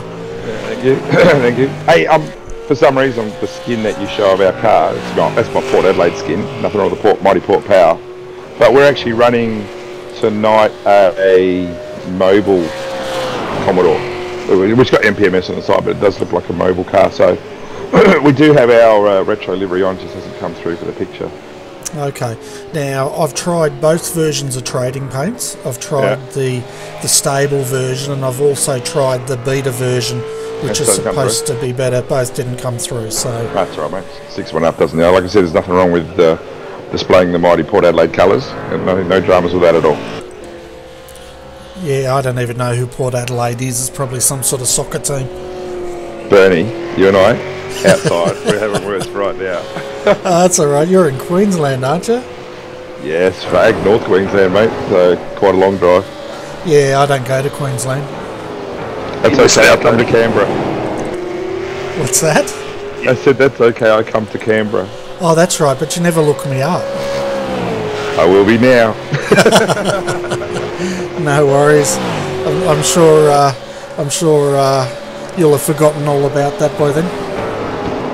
At my age, Bertie, you know that's true. Yeah, I know. Alright, mate, we should let you go before it gets too serious here. Ian Ford at the moment, 5th, 24 seconds off the lead. Riley Blythe, 4th, 17 seconds off the lead. We've got Crackers in there as well. 3rd, 12 seconds off the lead. So it's looking pretty interesting. Yeah, it's endurance racing, and it will close up at the end. On that note, boys, thank you for your time. Dan, good job, mate, and yeah, see how the rest of the race pans out. No worries. We might see some of you guys on the podium. Oh, yeah, I might be up on one. Yeah, I won't talk as much, I promise. No worries. Well, thanks, mate. Catch you later. Cheers, boys. Yeah. Okay, folks, a little bit of a race update and of your top 10. So let's bring that up now. So All-Star Motorsports is leading once again, 5.9 seconds lead over Synergy Sim Racing 1 in second. Third, Evolution Racing Team 227, 12.2 seconds off the lead, followed by their sister cars, the Evolution Racing Team 226 and the Evolution Racing Team number 1 in fifth. Laser Racing sitting in 6th at the moment. Then we have Synergy Sim Racing 7 in 7th. Stealth Sim Sport 1 in 8th, Laser Racing 3 in 9th, and the Redback Racing 032 sitting in 10th position at the moment. Yeah, it's all starting to close up a little bit now at the front there, isn't it? Yeah, it certainly is. The cream's definitely rising to the top, and just looking at the weather, that hasn't changed, so it's still 31 degrees out there. I'm trying to look at the 031. That's the other Redback racing car, and it was involved in that incident in the S's, I think it was. Aaron Lee was driving that. I'm just having a look. David Baxter was in that car, but it looks like they may have exited the server. Yeah, that car's been stationary now for a little while. Where are we here? 31 minutes, so they've been out of for a little while. I think we did see them involved in that incident up through turn 1 as the guys head up through the cutting there as well. There was a little bit of contact on that car, which I think we mentioned earlier, but no, they had a really good run tonight. It's quite a shame, obviously, to see them out of this one now. Certainly is. That car was in the top 4, wasn't it, earlier tonight? Very competitive, as we see the 017, Brian Borg, nearly going to the wall at Griffin's. He just pulled it up. So yeah, I reckon we need another safety car. What do you think? Yeah, I don't know. I'm wondering now. What have we had? We had four so far in this race. Another one this late stage would be great to compress the field and have a really good little shootout towards the end there, but I don't know. I'd kind of personally like to see the strategy play out similar to what Brenton was saying earlier. I think it's definitely going to be a lot of head scratching going on to where do they save it and how much do they need for this final stint, and I think as a greater job as what All-Star have done to come and rebound from losing connection and back up to the lead. All eyes are going to be on them, especially on this last stop with the driver change ahead still. Yeah, it's going. Oh, we're just having a look at a replay here. The 45 came in and did a win cup in the chase, took out the 011, re-entered, and then the 88s had to take evasive action and go off the track as well. And yeah, it was almost like a replay of that Tander incident as they came out, but very, very close call there for the 88. Yeah, Schreier, he wouldn't have wanted to see that kind of hooligans going on in front of him, but he's got that car through now without damage by look, so he'll just push on and get away from these two and let them sort of scrap it out behind. Yeah, it could have got pretty nasty there, and especially when the 45 and 11 came on. But when the 45 came back in, Schreier did a good job there to go for the kiddie litter. Otherwise, it could have been big time problems for that car. Yeah, I mean those two guys behind obviously are a lap down, but between them they're both still battling for position. But maybe just a slight bit of attention just onto those quick cars that are coming past. But yeah, they're still pushing on, going to do what they need to do to make up their final spots and points for this round. But just have to keep an eye with Mick Cracknell coming up behind him as well to see how clean his run through is. Yeah, he should be right, I think, because these two are sort of spread out now. They're not fighting anywhere near as hard as they were a lap ago. So we should come through, but we'll keep an eye on him. 13 seconds down. Michael Schreier lost about 3 seconds in that kiddie litter last lap through. So that gap now is 9.7 seconds from first to second. There's going to be a few questions though, isn't there, Daniel, as far as at the moment we've got Dane Warren in the car. We know that he's got to get out and Daniel's got to get in. So that's one question about how that's going to affect them. What's the other ones, do you think? Fuel's obviously going to play a part. Just looking out of our top 6 here at the moment, or even 7, we've got Craig Jones in 7th, Bruce Kelly in 6th in the Synergy Sim Racing car, Mick Cracknell in the ERT car, Mike Schreier in the other Synergy car. Those guys are all pretty well running on the same lap as far as fuel stints are concerned. A couple of laps behind, obviously, got Dane Warren. Riley Blythe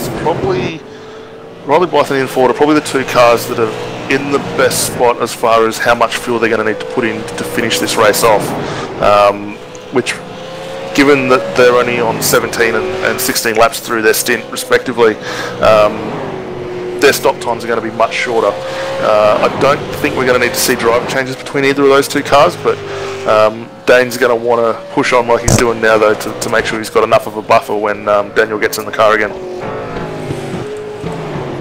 And what do you think of Bruce Keeley here? He's 30 seconds down.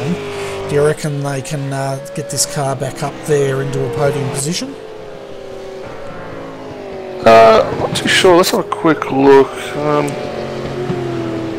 What are we going to see? So between the stops, Bruce has done his minimum drive time. So whether or not they stick Glenn back in the car to finish this off, but I would tend to think they're probably going to they may put Glenn in the car. He was actually the slightly quicker driver out of this pairing, but they've definitely got a chance of maybe fighting in for a top 5. The other one too would be the Stealth Simsport car. I think Pete Satler's got to jump behind the wheel of that one again, and they're only sitting in 7th. So those 2 cars are probably going to move up reasonably well, but I mean, we're all waiting to see what this stop's going to be when they all have to come in for fuel. Yeah, that's going to be the deciding factor for sure. I think the 95's right on the bubble at the moment. They don't want to drop any further down, and saying that they've now dropped 2 seconds down from the lead. But then again, the lead is like a bullet at the moment. I think they're still on the bubble. I think they can just get into 3rd, but they don't want to lose too much more time, that's for sure. Yeah, I think definitely a top 5 for those guys. I'd be wary, like we see the guys that are in here now. Obviously Riley Blythe had a bit of a bad lap, possibly with traffic in the 226 this time by, but everyone else is either a 206 or a low 207 in that top 5. So it's going to be a hard ask for Bryce if he stays in the car to gain that spot. But you know, top 10 around Bathurst after 4 hours of running and come home in 6th, if that's where he finishes or if he goes higher up, I mean, that's a hell of an effort. Oh, it's a brilliant effort just to finish a race at Bathurst. I think it's a brilliant effort, and looking at Ian Ford on the screen at the moment, he's right up behind his teammate, as you said, because Riley lost a good 3 seconds that last lap for some reason. But Ian's definitely a threat in this race. But yeah, I honestly can't tell you who's going to win this. I really don't know at this point. It could be any of these top 5 cars. Yeah, definitely. I think maybe we look at hedging the bets once these stops come through, and just to sort of see who wants to short fill and take that gamble. But I think Riley and Ian are both looking to want to push up that field a little bit further. But I think Dane and Daniel, currently leading, are probably still going to edge them out just a touch. And we've actually got Mick Cracknell in the lane now. He's 23 laps down on the stint. Okay, so and Ian Ford just got past Riley there, so he's got the pace. So we'll see what Crackers does, because this is going to tell us pretty much what the other guys are going to do as well, isn't it? Possibly, maybe. Well, yeah, definitely. I mean, Riley, I'm not sure whether he might be carrying some damage or not, but his last couple of laps have been a couple of seconds slower than what Ian's been doing. So, I mean, with 208 lap just gone, the lap prior to that was at 209, so there might be a little bit of damage, or he's trying to fuel save it and just get away with as little as possible in that final stint. Yeah, we'll see if he can tuck up behind Ian here and do just that, or whether he drops out behind him. But if he's going to fuel save, this is a place to do it, isn't it? Oh, it certainly is. And Mick Cracknell's just exiting the lane now. He was stationary 43.5 seconds with a total transit time of 1:04. Okay, so that's the target. So it was a longer stop than I was expecting, but he should be he should be able to get home from here, I'd say. Yeah, looking at the laps, I'd say he'll make it home. I mean, they did 24 laps on that last stint, so he should be right within the window. The other guy that's in is Craig Jones in the Stealth Sim Sports 1 car. They did 23 laps on that tank of fuel, and are probably just about at the end of their stint as far as stop times. And yeah, same time actually. Yeah, 43.5 and a 1:04 transit time, so pretty close on those 2 cars. Yeah, and if they're going to run to the full distance of 105 laps, the pit window would have opened at lap 81 and closed around about 96 for the strategies. But of course, we're going to be 2 laps short, we're predicting, by the end of this race. So yeah, that window would have been lap 79. Yeah, I just saw something a little bit funny. My telemetry is now showing, there we go, it's gone back. It was showing Dane and dropped down 11 laps on the lead. I was kind of a bit concerned as to what happened there. Yeah, no, he's still out front. 25 seconds is the lead.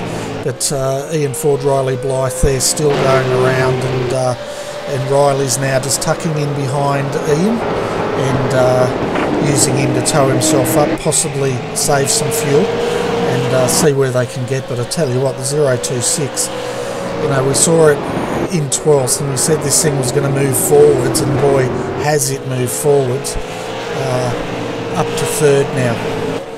Yeah, we also got the, I mean, they're doing a great job, but we also got the 2 Synergy Sim Racing cars in stop here at the moment.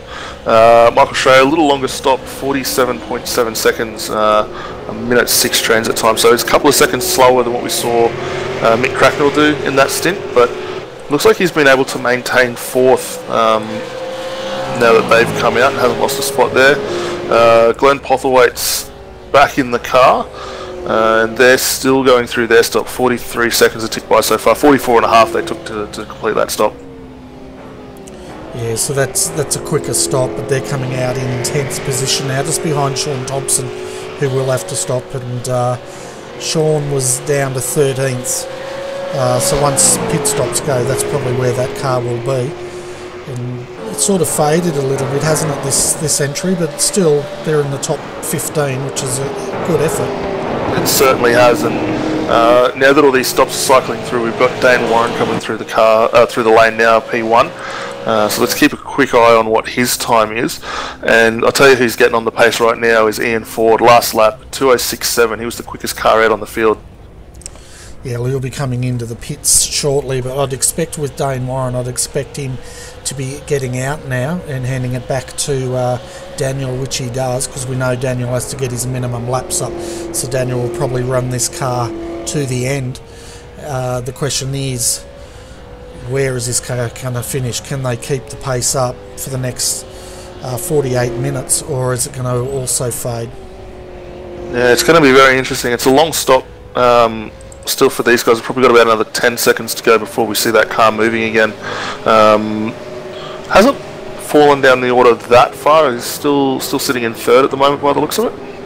Yeah, and we've got Shreyas now just coming out of the chase, and Williams is leaving the pits. So Williams is up there at Hell Corner, and Shreyas now just coming into the final corner here, up to the start-finish straight. We've got a car spun on the inside in there, and I'm not sure which one it was. It was a white and blue car. Yeah, I'll have a quick look back to see who we lost there, but yeah, Daniel was definitely the slower pit stop time out of the guys that have come through so far. He was 5 seconds slower in a stop to what Mick Cracknell was there. Yeah, and the distance between Williams and Schreier is about the length of Mountain Straight at the moment, just eyeballing it, but we'll get some actual gaps next time they go across the start-finish line. The question now comes down to, with Ian and Riley, how long can they make their stops go? Or have they made this? No, they haven't made their stops. No, they're still going to have to make a stop to get through there. One car I'm seeing looks like it's having a bit of trouble getting across the top is the car 040 with Reece Goldfinch in the car. He looks like he hit the wall just getting out as they dropped in towards the grate there. That car's looking very second-hand at the moment. Okay, we'll have a look at that shortly. We've got Ian Ford now into the pits. Riley Blythe's going around once more, so we'll keep an eye on that. As we can see, Reece now just coming down Conrod Straight here. Yeah, judging by the time that Daniel's currently behind Ian, I'd expect him to jump Ian while he's still in pit lane at the moment, just based on the time and the fuel that's currently in that car. Yeah, so Daniel's now coming into the final corner under the start-finish straight. We've got Ian still stationary in that car, and yeah, they should get through. Where's Ian now? He's still on the jacks, and Daniel now goes through once more. So this is a great showing by All Star Motorsport, and looking very strong here tonight. Yeah, no, they're doing a fantastic job, and now that these pit stops are starting to cycle through, there we go. Ian's just finished up 43.7, so that was a quick time for him there. Just heard a little bit of noise. There's an issue with Michael Cracknell. Oh geez, he's lucky to get through there. There's a car that went straight through the runoff area at the chase there and nearly collided with Mick Cracknell. Just going to bring that replay up now and have a look, and oh, there was big contact right in front of him, and I know why. He was on the radio. That was full on. Yeah, that's very interesting. Yeah, that was very interesting, wasn't it? It was like the other car didn't have any brakes, or he just didn't jump on it, but he went straight through the chase, straight across the road, and yeah, I can imagine Mick would have been on the radio about that one. Yeah, that's a very weird one. I'm somewhat surprised that we didn't see the Stealth Sim Sport car maybe just lift a touch or grab the brakes just to get through the chase a little bit better, but the Rusty Nuts car came off pretty hard and ran along the wall there a fair way. Yeah, and close call there for the 227, but they've got out of jail for that one. The gap 2 seconds between Crackers and Schreier. The gap from Schreier up to Daniel Williams is 17 seconds, I think it is. Yep, 17 seconds, and we've got Riley Blythe in the lane at the moment. He's halfway through his stop at the moment too. Okay, now Williams is going through, passing him now. Schreier should get through.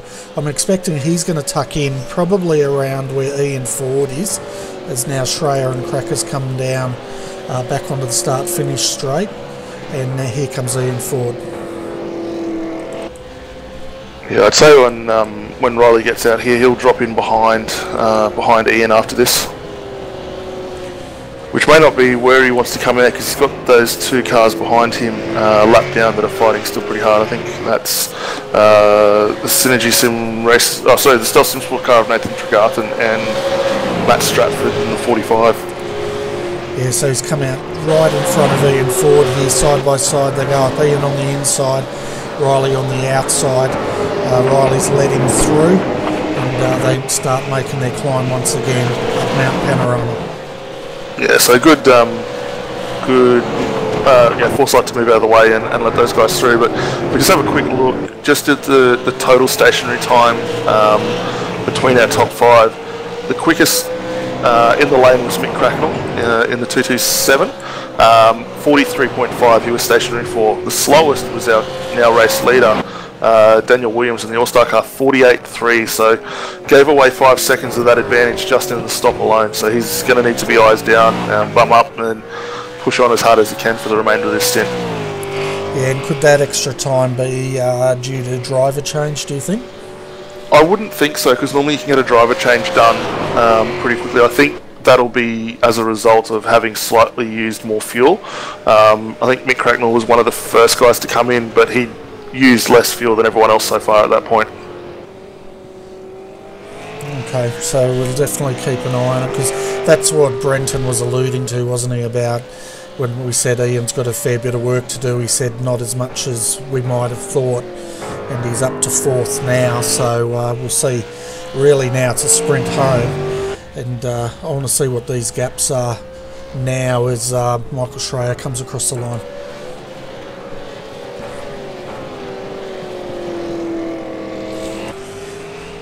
Schreier's coming across the line now, and we'll get a live gap here. 14.8 seconds is the gap from him to Daniel, 17.2 seconds from Crackers up to Daniel, and 19.1 seconds. So if you look at between Schreier, Cracknell, Ford and Blythe, those 4 guys are separated by 6 seconds. Not wrong, but how good was Ian's lap just then? 2:05.6, 2 seconds quicker than what the guys in front of him were running. So that's amazing pace that he's got at this late stage of the race. Yeah, well, that's the thing with Ian, isn't it? He when he has to put the times in, he really puts the times in. Yep, absolutely. So Daniel and the 2 Michaels in front of him, Crackers and Schreier, they're both going to have to be wary and push on as hard as they can, obviously within limits and not ruin the race, but they're going to be keeping a real close eye on Ian and just seeing if he's bringing that time down. Yeah, well, we're riding with Ian, and he's catching Crackers over the top of the mountain, hand over fist. He's almost on the back of him now as they come down the S's into the dipper. It'll be interesting because these 2 are ERT cars. It'll be interesting to see if Crackers lets Ian go here, because he's definitely got the pace. Yeah, I think Ian will probably use the draft to his advantage. Maybe look at going up the inside or around the outside of the chase, but if you're that close to the car in front, you're going to have a nice draft going down through Conrod. Yeah, and we're on the roof cam with him now as they come through. He's up to 280, peaked out 293 as he makes a move here in the chase. Yeah, I think Mick's done the right thing there. He's seen how quick Ian's going at the moment. Obviously, the team probably doesn't run team orders because we all want to see the racing as fair as possible, but he's done the smart thing, just stepped aside, let Ian go through to push on to try and go for the win. Yeah, exactly. Yeah, ERT definitely don't run team orders. Their motto is they race as hard as they can, as cleanly as they can with each other, but in this case they could see Ian coming, and I think Crackers did the right thing in facilitating that pass, because they all win in the end. If Ian can get up on the back of Schreier and they start battling, it's going to bring Crackers and Blythe back into this battle, and by any means they're not out of it, that's for sure. Well, definitely. I mean, all you need to do is get one car up the inside. It unsettles the guy in front. He obviously is going to run a little slower to avoid any incident. You might get another car up beside him as well. So I'd look to see those three ERT cars just pushing forward as they do. And Ian's only, 3 seconds off the back of Schreier at the moment. So he'll be pushing hard to close that little bit of a gap. And we might see all three ERT cars within a lap or two get past Michael Schreier. Yeah, well, the odds are very high that could happen as we're riding once again with Ford across the top, back down into the S's, down to the dipper, and you can see just how quick he is across the top of the mountain. He's just closing in on Schreier. He's probably pulled in 5 car lengths just across the top of the mountain. Yeah, the car is really working well for him. I wonder, depending on whether these boys come up at the end, it'd be interesting to find out if they've made any minor changes that have helped the speed of this thing for this final stint. Yeah, we'll see what sort of top end speed he can get out of the draft. We can see in the background also Blythe is now on the back of Crackers here, and see if he makes a move and move that car up to 4th. So it looks like the voting's also in on the best presented car, and it looks like the 227 005 livery has got the viewer vote tonight, Daniel. Well, look, it's a great looking car. As much as it's a Holden and it pains me it's not a Nissan, it does look quite good out there, doesn't it? But I think we just caught a shot there of Mick Cracknell just getting a little loose in the dirt on the exit of the chase, and that's let Riley just ease up past him there for that spot.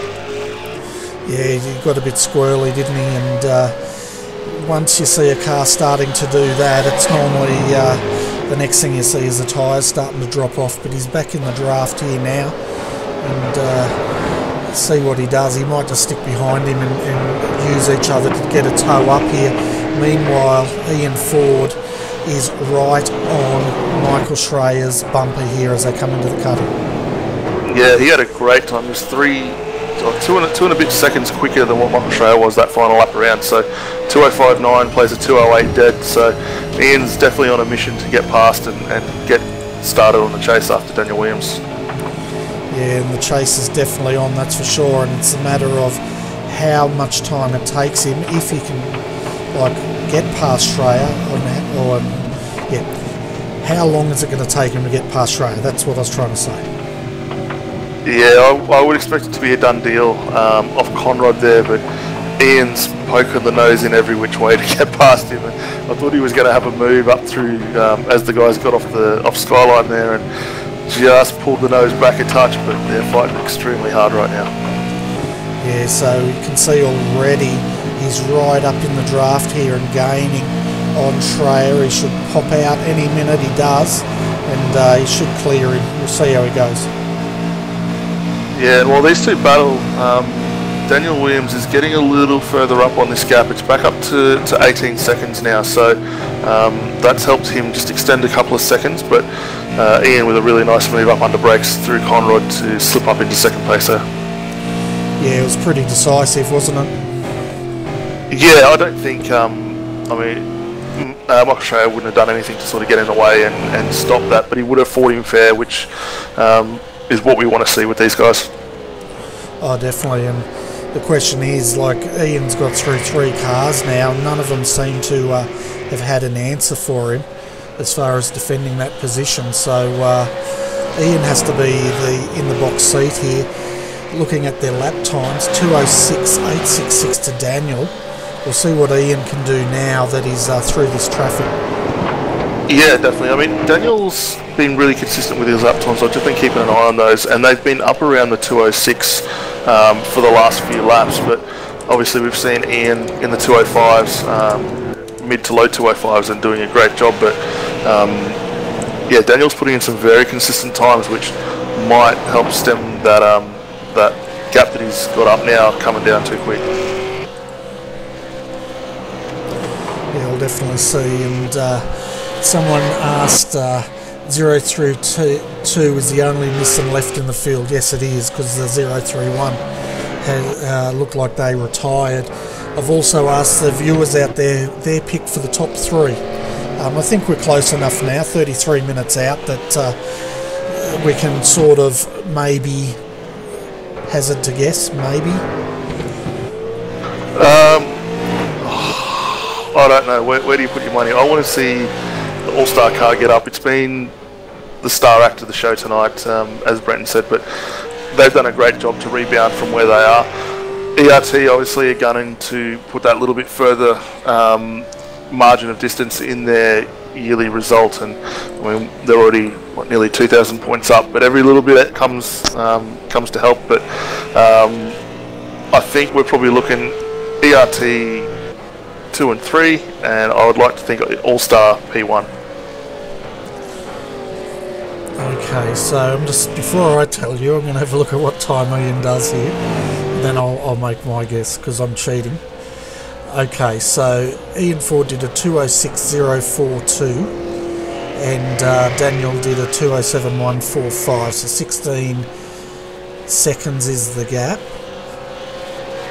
So it's going to take him 16 laps to close. It's going to be close, it really is. So yeah, I'd like to see All-Star win it. Whether they can or not is the big question mark, but I'd like to see them win it. I think Ian's going to be in second.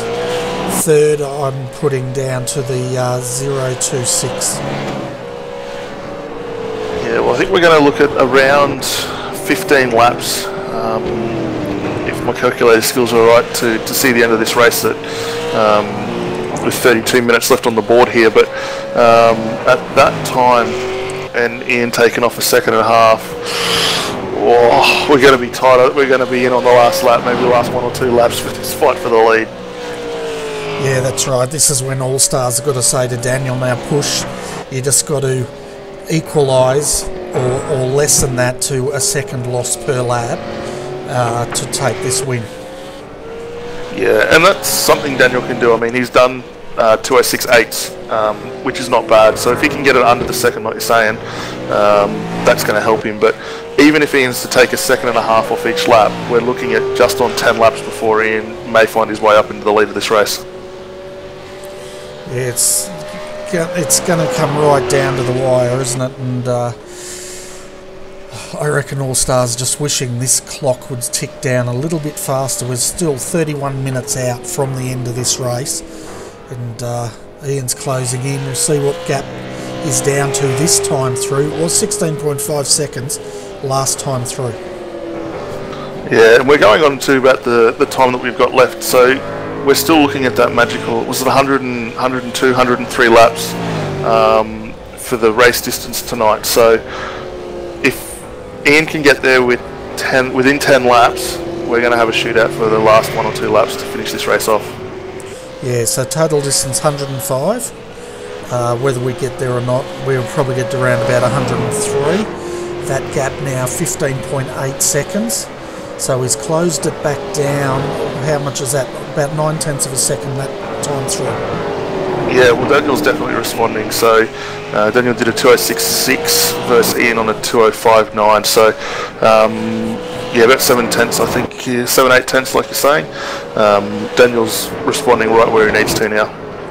Yeah, and Blythe's just got past Shreya as they come up through the cutting again. So that's a 0.26 up, and we'll see if the 2.27 can get up to Shreya. I don't think it can, but we'll see how it goes. Michael's pretty much sitting right on the back of Riley as they come across the mountain. Yeah, well, we saw a couple of laps ago Riley was back in the 208s, and he's responding back up to the low 206, high 206s, low 207s at the moment, so he's moving on with his pace. But just watching Mick Cracknell getting off the mountain, he's actually being held up a little bit by Isaac Summers in the Rusty Nuts car just as they get through the dipper, but cleared that now and back underway. Yeah, so it looks like this car's just fading a bit with the setup as this race unfolds. So really, I think it's coming down to 4 cars now. We've got Schreier trying to hang on to Blythe here. He's doing a pretty good job hanging on, but I don't know if he'll be able to get that position back. And then Ford's, of course, closing in on Williams here. It was 15.8 seconds. We'll see what it is this time. I'm just looking quickly through the chat. I love Brenton's comment here. I think Dan will make it to the end. He'll definitely make it to the end, but is it going to be in first place though? Yeah, well, that's a question, isn't it? The gap now 15.2 seconds, so he's taken 0.6 of a second out of him. And Daniel did a 206.922, Ian did a 206.358.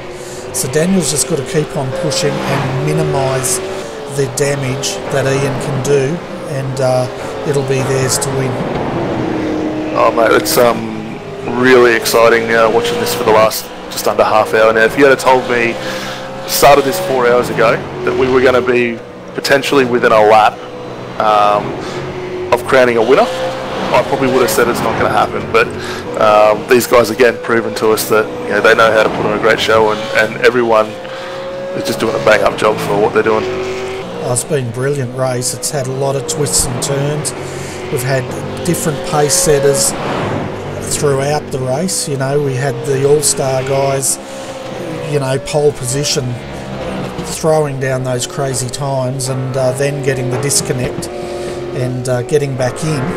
We've had RRT chasing them down. It's just been brilliant. Yeah, and Daniel's just starting to come up on a little bit of traffic. He's just got Greg Sharp in front of him going through the chase, and I think he'll clear him pretty comfortably at the end of this one. Yep, no worries. And I just see Ian's getting up behind Jeff Gouchy here in the Townsville Mobile Locksmith car as well. So a little bit of traffic starting to factor in, but I think these guys obviously not battling anyone else. We'll just get out of the way and let this race continue. Yeah, and it's going to be where these guys get to the traffic, isn't it, that could affect them. Like we saw with Mick Cracknell coming across that slower car on the top of the mountain, it held him up quite a bit. Where if these guys can pass them down the bottom, they're not going to lose quite so much time. Well, that's it. And Daniel got through past Greg down into the braking markers in the chase, and Ian hasn't quite been able to get up there yet on Jeff. He's still following up the mountain straight, but in a way it's kind of helpful because he's going to get that little bit of draft and a little bit extra speed. But Daniel's doing a great job. Half a second lost in the last lap. He's really pushing to the limit of that car right now. It certainly is. They're both in the 206s now, and each lap, like if he can hold off the half a second like they're doing at the moment, Ian's not going to catch him, and that's all Daniel's got to do, isn't it? It is, and I just want to get an idea. There's a little bit of a battle for some out of position cars just in front of Daniel, just heading on their way through the elbow. So couple of seconds up, maybe 3 or 4 seconds up, we're going to see Daniel get into a little bit more traffic again too. Yeah, so this is where it's all going to get interesting, folks. The traffic's going to start playing a part. It's a sprint to the end. We know both All-Stars and the number 1 RRT car is in very good condition, both of them. The car's handling, it's going to be probably tyres, who knows.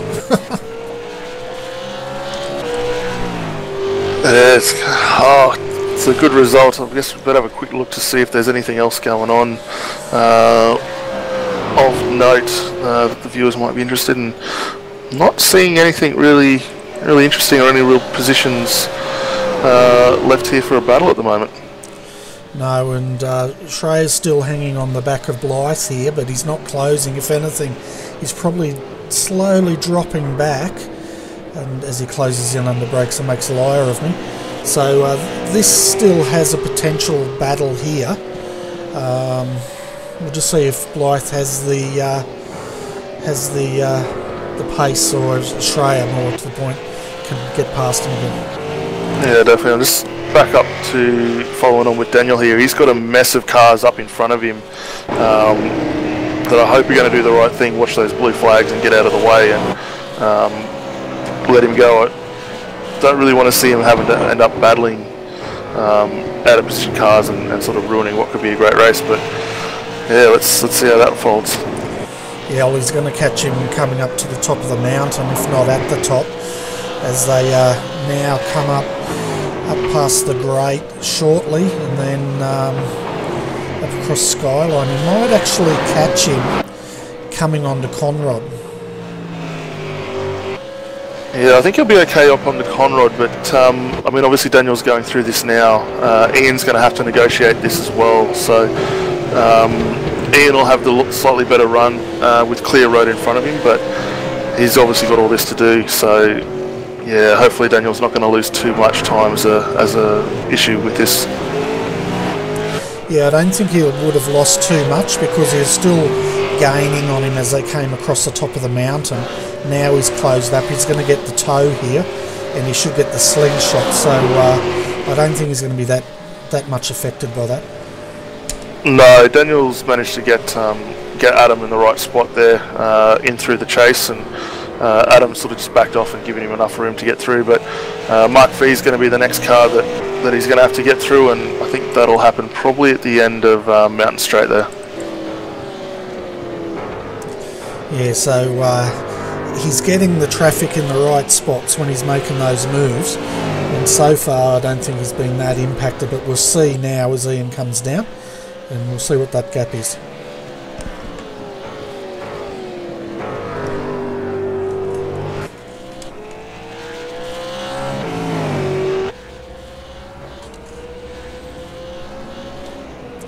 So if anything, Ian lost time that time through. The gap's now pushed back out to 14.9 seconds. Yeah, I'm kind of surprised at that. I thought Ian would have been a little bit quicker, obviously having no one in front of him, but Daniel's done a great job these last few laps. Those times in the 206s are very competitive and are helping get that lead maintained to where it is now. Oh, exactly. He's doing a fantastic job, and as these laps tick down, the pressure or the psychology is going to go back onto Ian, and Ian's going to look at it and go, well, I can't make that time up, and then he'll call off the chase, so to speak, and Daniel will take the win. Well, yeah, and I think Daniel's going to be in position here where he's going to be able to get Mark out of Forest Elbow down Conrod Straight. That's another feather in the cap, and potentially Damien Charleston maybe when they start onto the next lap as well. Yeah, so he should get a move here and make this pass, and then he's got another one now. Oh man, yeah, when they do that I always have to stop a minute.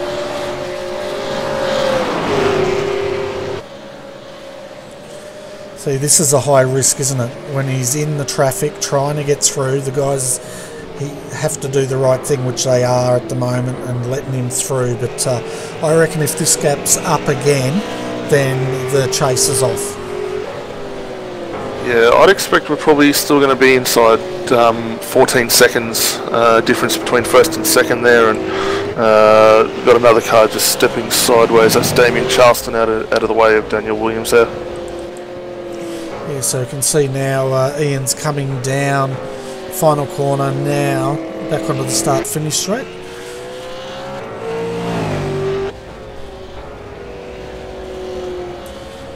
Yeah, Daniel definitely got impacted there with that bit of traffic. Second and a half slower than what Ian was. Yeah, 13.2 seconds as Riley slides the car through Hell Corner there, gathers it up, but this is going to allow Schreier to have a crack at him.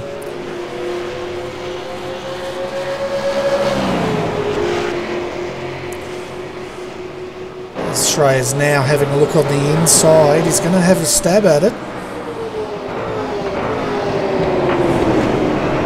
Oh, it's close, isn't it? He looked like he had the line there, and Riley's done a great job just to keep the nose in front and turn in on him without causing any issues there.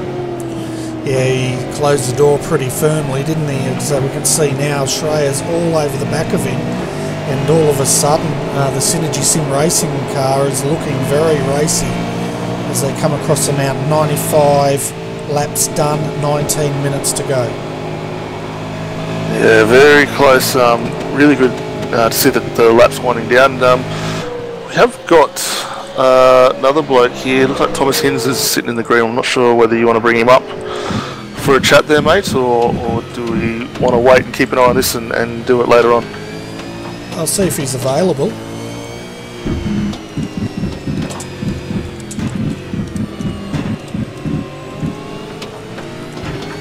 Just send him a message. We'll see what he's doing because his microphone's muted. He might come on, but at the moment all our attention's on Shreya and Blythe here, as well as this gap closing between Ford and Williams. Yeah, Big Shreya's not letting Riley get away there. He's tucked right in up under the rear wing. Looked like he hit a little bit of dirt just at the brake zone, which unsettled him a bit, and that sort of let Riley get away just a tick there. Yeah, we can see the dirt starting to pick up, can't we, on the exit of the chase. It's there. Also on the line coming into the braking area, the dirt's definitely built up. Yeah, we're starting to see Ian mixing with some of this back market traffic again. He's just got past Greg Sharp there. He's got Damien Charleston just up in front of him, and just looking where Daniel is, he's got Ian Bird, Red Rat Racing 032 just in front of him as well. Yeah, and the gap now is down to 12.83 seconds.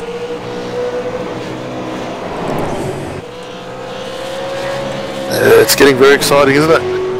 Certainly is, and we'll bring Thomas Hins up and we'll have a chat with him while we keep an eye on this, because if we don't do it now, we probably won't do it, because it's getting very interesting out here. Hi Thomas, welcome to the RRTV Combox, mate, and I tell you what, I'm not sure if you're watching this, but it's coming down to the wire at the moment between All Star Motorsport and ERT and Synergy Sim Racing.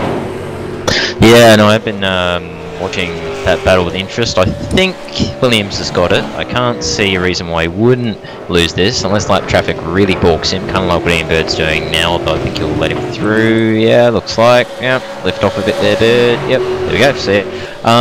Yeah, no, it's very close. Very good to see everyone else battle in front, but yeah, I think Williams has got it. As long as he keeps it consistent, he's a very handy driver, so as long as he keeps it nice and smooth, I think they'll have the win, which would be great for All Stars. Good to see you know, someone bringing up a really good fight ERT. Oh, it'd be brilliant, wouldn't it? I'd love to see All Stars win this. Looking at your car, you guys are sitting in 9th at the moment, and looking back earlier in the race, that big accident on Conrod, I don't know how you guys missed it, but some brilliant driving on your behalf to get the Kiani car through all that carnage.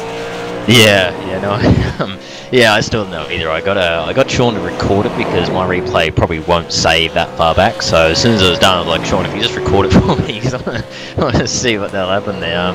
Yeah, I don't know. I mean, I saw, and to be honest, you know, I sort of knew that something was going to happen because obviously Torkins was up there. We had Mark V up there as well. I had a few blokes who were a bit out of position thanks to the pit stops, so I knew it was going to be dodgy, especially down there, and I could see everyone checking up and everyone's going to be dicey. I saw Matt was going a bit all over the place, and I was just sitting there going, something's going to give, for sure. And then, yeah, I saw them going, and to be honest, I saw them go, and I just thought, yep, this is the end. I think I just went, yep, this is it. It's like, I'm done. This is how it ends. This is how I race just goes up. But somehow, yeah, I just I lifted it first, thinking, where's he going? Saw he was coming across, and thought, right, I've got to go, just go. You know, I've just got to get through before it all collapses. And yeah, we managed to just get through with 2 times contact. We got minor panel damage. That was it. That's all we got. So we were very lucky. Yeah, I don't know how I did. I mean, maybe I've said to others before. You know, I have been, you know, in the wrong place at the wrong time a number of times throughout when I've done competitive sim racing. So, you know, maybe I've just got this instinct now for sort of being aware of what's going on and dodging these incidents. I don't know, because I've got lucky a few times lately. But yeah, there's one from way back in the RF1 days, about how long ago? It was probably 3 or 4 years ago, there's a crash. That crash that I dodged, still the best I've dodged, I think, because I have a video on my channel, a video of it on my channel as well, and yeah, basically over a rouge, just death everywhere. Basically, is the best way to describe it. So it was, yeah, I still think that's not going to be beaten, but that was still probably this one here is probably my best instance I've dodged. Just, yeah, bit of luck, bit of awareness, I guess, just a bit of a combo of the two. So yeah, that definitely was enough excitement for me. After that, I was just like, if we can just have a nice clean rest of the stint, that'd be great. And yeah, after that it was, obviously we had a couple more little issues. I think we had one more safety car after that, but after that it was nice and clean, you know, and as I do with these Duros, you know, I just kept it clean. You know, we had a few fast guys coming back through, so I just let them come through. You know, I knew my fight, so I know what my pace is, so I know who's faster, who isn't, that kind of thing. So I just let the faster guys go, do their own race. So I'd focus on mine, and yeah, got through the pit stops nice and clean. And yeah, I'm looking, might be hopefully as we keep playing here in the dying minutes, we should have a top 10 on the cards, which is yeah, fantastic. And once again, every time if I get a top 10 in these Enduros, you know, I'm pretty happy with that. Yeah, it'd be brilliant to see this car in the top 10, that's for sure, and it looks that way now. So we've really got to get back to this action because it's really heating up. So before we go though, give a shout out to all your sponsors, and we'll close it up. Yep, no worries. Yeah, so big thanks to Carney and GTI, of course, big main sponsors. Always massive thanks to them. A Race Centre as well. Massive thanks to those guys for, you know, being big backs of the team. Also, as Sean mentioned, while driving, by the way, so he's still able to just multitasking out there, doing a fantastic job. But did want to mention, so we were meant to have 2 more retro liveries. Unfortunately, pairings for those weren't worked out. Matt Clotes with we lent him to Stealth Sim Sports because they needed a driver, and then our other car was Brody and Brendan, but Brody had family members come up, so he couldn't race, which is why we're down those 2 cars. But yeah, big thanks to sponsors as always, Carney, GTI and Race Centre, among others, and yeah, big thanks to the team as well. Yeah, always great to race with them, and yeah, hopefully bring it home with a nice result, and look forward to next season. Fantastic. We'll look forward to seeing you back there as well. But thanks for popping up, Thomas, and always love to have a chat with you. And but we better get back to this action and see what's going to happen, because it's all to play for out there at the moment. Yeah, no worries, Benny. Thanks for having me in, guys, and yeah, hopefully we see a nice little duel here for him. No worries. See you, mate. See ya. Okay, folks, looking back at this battle at the moment, Daniel Williams still leads for All-Star Motorsport. The gap is 11.4 seconds with 11 minutes to go. Riley Blythe is still leading Michael Schreier now. We've got a bit of news on the Synergy Sim Sport car here, and they're basically having to drive to a number, Daniel, to get this car home at the moment. Right, so that's something we weren't quite expecting. I thought, just looking at the numbers, they were pretty on strategy with the stops. I'm kind of a little surprised that it has come down to that, but yeah, well done with them. Yeah, so that's just what I heard in the chat anyway, that they're driving to a fuel number there, and yeah, so they definitely got, looks like they've got the pace. It's just a matter of they may be a bit concerned about getting home. Yeah, we'll have to keep an eye on that, because that is slightly longer stop than what we saw with Riley. So I would have expected maybe a touch more fuel went in that, but not 100% sure. But I did catch a little moment with Ian Ford getting up through the chase on lap 100. He got a bit of a sideways moment up through the cutting there, and geez, a bit of a heart in the mouth, and thought he was going to collect the rear of the car against the wall there. Wow, so he's still pushing. Wouldn't expect anything less from me, and I think he'll push until the race is over. But this is interesting between Schreier and Blythe, because if they're driving to a fuel number, you can see Schreier's now putting the pressure on. At some point he's going to be happy with that fuel number if he keeps on drafting, and then we'll see if he can make that move. Yeah, definitely. I mean, we're down to just coming into 10 minutes to go with this race, so if they are driving to a fuel number, and obviously that's what we're going off based in the chat, I wonder how far short they are, but the other side of the coin is it could be a sandbagging trick, maybe looking for that little bit up on Evolution Racing there, just to see how they go. So that's going to be very, very interesting to see how that little bit plays out there at the end. Yeah, it definitely will be, because they've definitely got the car, they've definitely got the pace. If they're being, hamstrung by the fuel numbers, we'll see what can happen. But he's just sitting in behind him at the moment and saving fuel. And we'll see if he has a crack at it. Yeah, definitely, and just keeping an eye on Daniel here. He's up front. He's just coming up behind Henry King. So I'd expect, based on the speed that he's getting across the top of the mountain, we'll probably see him drafting down Conrod Straight, and I think Daniel will probably get through down again the chase, which seems to be his preferred passing method at the moment, which I don't disagree with. I think it's a great spot for a pass. He's coming across the traffic across the top of the mountain at exactly the right spot, because we're riding with him at the moment. He's not being held up at all, and now he should get that draft, and he can do all the passing down the easier part of the circuit, which is through the chase and even down around the bottom and up Mountain Straight. Yeah, definitely, but that gap that Daniel's currently got over in forward, that has come down a little bit. We're still at 10 seconds at the moment on relative, and last lap by Ian was 7/10 of a second quicker than what Daniel was. So Ian's hasn't let up on this. He's still fighting bloody hard to get this thing to the end and take that top step. He won't give up, and just like the battle here between Blythe and Schreier, it's not decided. Schreier's just sitting behind him at the moment and biding his time, I suspect, and we'll see what happens. I keep on saying we'll see what happens, but at some point we're going to run out of time here. And it's interesting, 101 laps done, 7 minutes to go. They're lapping it at around about 2 minutes a lap. So we'll probably get another 3 laps in. I reckon we're going to be like 1 lap short of going time certain here. I think we will, and I'm just back on this Riley Blythe battle here with Michael Schreier, and Riley's driving rather defensive up into turn 1, but then they've got a couple of lap cars up in front of them in Thomas McMillan, and who was the other car that we had there? So I think it was one of the Stealth Simsport cars as well. Yeah, look at Schreier now. He's going right up on the outside here, and oh dear, too wide almost. He's putting a lot of pressure on Riley now, isn't he? He sure is, and it's not a move he can make on the outside there. So, there's a touch as they get over that little bit of a brow as they grab gears, get through there. But this little battle here, 4th and 5th, that's really starting to lighten up now. Yeah, well, just look at how quick Schreier's getting off the corners compared to the ERT car ahead of him, and he's just got so much acceleration. Yeah, I mean, if you can use the car in front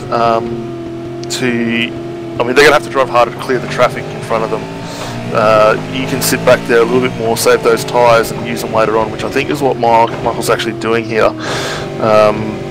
We'll see how he gets off at the chase and whether he can drive out a little bit quicker, but he seems to have lost just that touch getting down the mountain there. Yeah, Blythe looks really, really fast going down the mountain, but going up the mountain it looks like Schreier's faster, so that's, I think, where it's balancing out at the moment. As you see him getting in the toe, coming under brakes, now he's starting to close.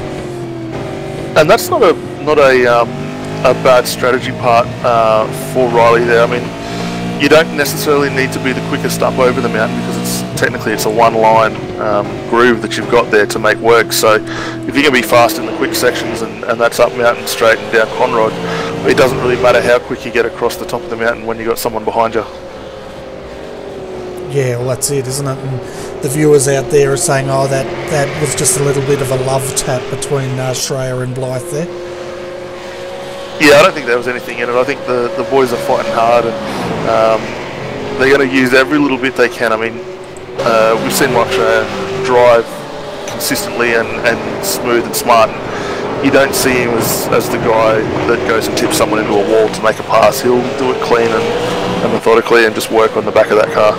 Oh, exactly. We saw as soon as they tapped, he backed out of it. So yeah, it's, you know, it's hard racing, it's good racing, and part of V8 Supercar racing is they're going to rub panels, and that's great, you know. And the guys are doing a really good job here. Australia once again closes in on Blythe over the top. We'll see if then Blythe coming down the mountain gets that that advantage. Meanwhile, the advantage from Williams back to Ford, folks, 9.2 seconds. Yeah, and Ian put in a really solid lap time there. It was 1.2 seconds quicker than what Daniel was. So Ian's still working very hard on getting that lap time down. I'm not sure whether Daniel's maybe used up the best of those tyres. He's 20 laps in on this stint, so may need to soften a rear bar to get a little more traction out of it. But still focusing on this battle with Riley Blythe and Michael Schreier, and I'm half wondering, is it better for Schreier maybe to back off a little over the top, get the run down and nail him coming off Forest Elbow? Yeah, I don't know where he's going to make the move. He's having a look now. Obviously they're starting to size each other up. They've got probably what? This is coming back to lap 104, starting lap 104. So they may even get to lap 105, you know. I think we are going to be very close. We're 3 minutes to go to the end of this race. Ian Ford again last lap, 1.2 seconds. So yeah, 8.3 seconds. The gap's starting to come down, but is it enough? I don't. Maybe it will be. Not. Yeah, I think the gap's going to be enough. I reckon. You know, looking at the lap times, that time through, Williams at 2:07.3, Ian at 2:06.4. He's taken 9/10 of a second out of him. They've got what, one lap as Blythe lights it up going up the mountain once more, and Schreier's just going to lick his lips every time he sees that occurring. He will, but Riley's got the widest car out there. It doesn't matter if it's sideways, it's still the widest car on the track, isn't it? Yeah, exactly right, and he's just got to survive going up the mountain, because coming down he seems pretty quick. So I reckon up the mountain he's got to worry, then into the chase. That's the next big part where Schreier's really dangerous on this circuit, I think. Yeah, I think Michael just needs to keep this bit of a gap that he's got now and use it to get down the mountain a little bit quicker, hit his marks, and then drive off through Forest Elbow. Yeah.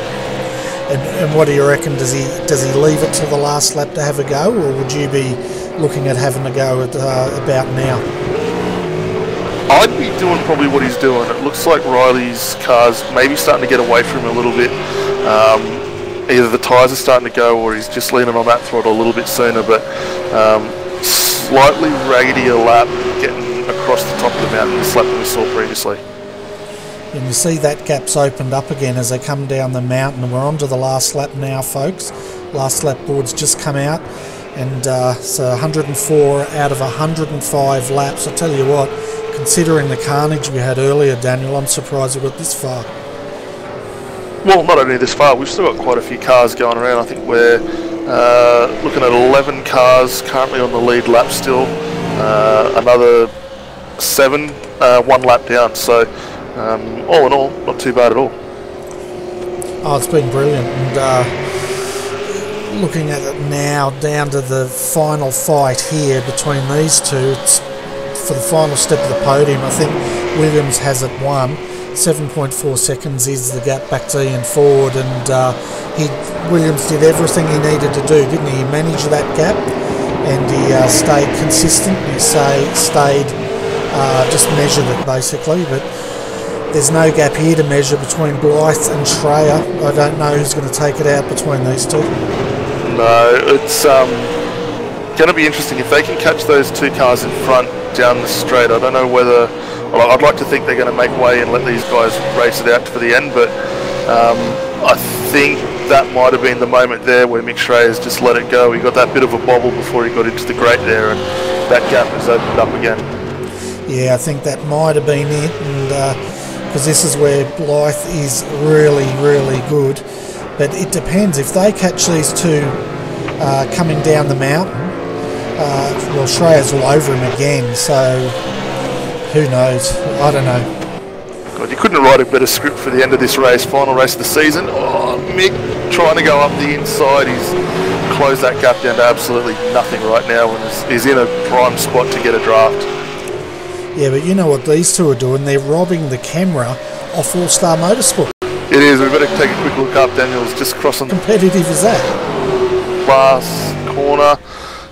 Is he starting one more lap, or is that's it? He's won it. Look at this though. Oh, they've come together in the chase, and Schreier's been turned sideways, and that is done.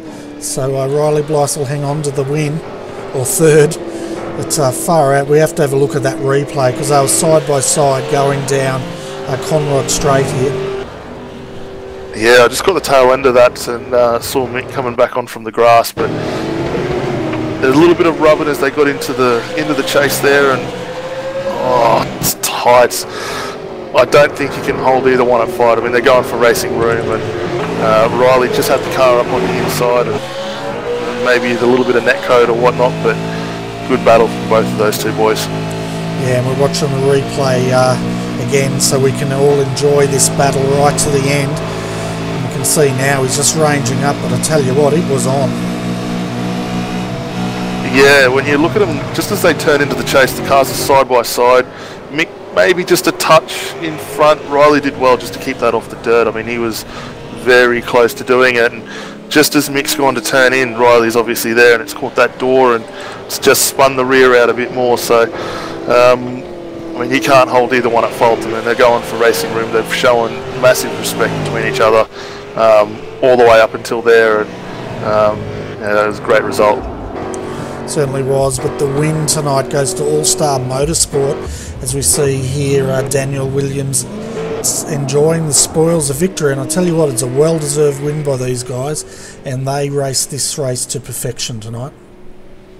Yeah, it was fantastic drive from both Daniel and Dane there. I mean, the guys were untouchable. Dane lightning quick through qualifying. We saw with some of the stints that he ran tonight, and Daniel, great consistency to hold off that gap and keep Ian behind him.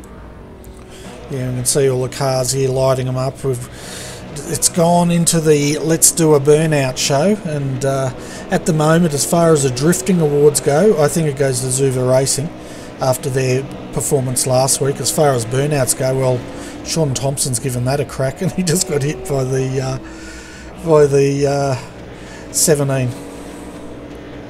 Yep, and the win's good. All the guys need to let the hair down after this one. They drove fantastically well, and I guess we should have a quick look at where everyone's finished up, and then get into some of these post-race interviews. It looks like we got the ERT cars sitting there waiting now. Yeah, so we'll go through the full results now, folks, so you can see where your favourite team finished tonight. So tonight's win goes to All Star Motorsports, number 313, followed by Evolution Racing Team 1 in second. 6.1 seconds was the gap, but who could separate these two? Evolution Racing Team 226 holds on for third, closely followed by Synergy Sim Racing 1 in fourth. Synergy Sim Racing 7 comes home in fifth, followed by Evolution Racing Team 227 in sixth. Laser Racing 3 home in 7th, followed by Stealth Sim Sport 1 in 8th. PFR Team GTI, they came home in 9th, great result by them, and the other car, PFR GTI 4, rounds out your top 10. In P11 we have Laser Racing, who's also the first of our one lap down entrance. 12th was Redback Racing 032. Stealth Sim Sports 2 was 13th. This is our team name, and I'll get that right eventually, was 14th. Stealth Sim Sports 7 in 15th. Synergy Sim Racing 2 in 16th. Progressive Racing Australia in 17th. Stealth Sim Sports 4 18th. 19th was Stealth Sim Sports 5. 20th was Zuva Racing. Home in 21st was Performance Motorsport Chassis 3, followed by High Tech Racing HTR 4. 23rd, Townsville Mobile Locksmiths. Boy, did that car look second-hand by the end of tonight. Then we had Team Adrian Zelli in 24th. 25th, SDC Motorsports 31, 9 laps down, Tempo Motorsports in 26th, 13 laps down, Stealth Sim Sport 6 in 27th, 15 laps down, Stealth Sim Sport 3 in 28th, and Rusty Nuts Australia back in 31, and I don't think there'd be many Rusty Nuts left on that car by the look of it. And then rounding out your 30 is Redback Racing 031, and they were 44 laps down. Yeah, in 31st, Redback Racing 149 were 49 laps down. Laser Racing 51 laps down. West End Mazda 323, 56 laps down in 33rd. Performance Motorsports Chassis number 4, 66 laps down in 34th. And 35th, we've got the 888 Evolution Team Racing car. That's scored as 105 laps down. Performance Motorsports Chassis 1, also 105 down. Then we've got the Zuva Racing car, the Drift School Australia car, Team Ned Hoth, and Precision Racing, or iRacing team, rounding out the 40. And we had a few that didn't start, which was Performance Motorsports Chassis, Progressive Racing Australia, Team Warren Gilbert, Highmark Racing Australia, and Teams Farnsworth Manor. Yeah, so we had an awesome turnout tonight for the final round at Bathurst. I was expecting a huge turnout anyway, but not only that, we had a fantastic race, lots of twists and turns, drama as we'd expect. God, there was even drama in the comm box, wasn't there? Oh, well, yeah, there was, between the unscheduled restart to the broadcast, but and the odd bit of audio and telemetry issues. It was great. Yeah, well, I told you not to plug the toaster in, but you just wouldn't listen, would you? Well, look, you have your toast with your tea. That's just how you do it. Yeah, I know. Oh, look at Sean Thompson. He is going for the driftboard. He's decided he's going to reverse backwards down Conrod Straight. Why not? Anyway, let's bring the interviews up.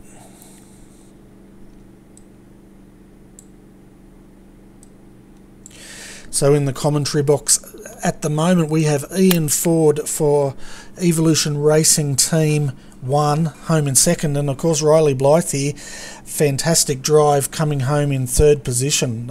Congratulations to both of you guys. Cheers, buddy.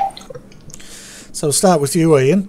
We're watching you try to chase down All Stars Motorsports, and we thought you were going to catch them, but it seemed like the chase was either called off or you just couldn't close that gap. No, I in that final stint I had to make up like about a second a lap, and there was a few laps there where I made a few mistakes and didn't quite make a imprint as much as I wanted to. But you know, I gave it absolutely everything I had. Congrats to them, obviously taking the win. But yeah, there was a few silly errors earlier in the run for me that pretty much destroyed that race for us. Yeah, and how was the traffic? Because we noticed Daniel, he was catching all the traffic coming down the mountain onto Conrod Straight where he could make the pass fairly easily. Were you as lucky, or were you catching a lot going across the top of the mountain?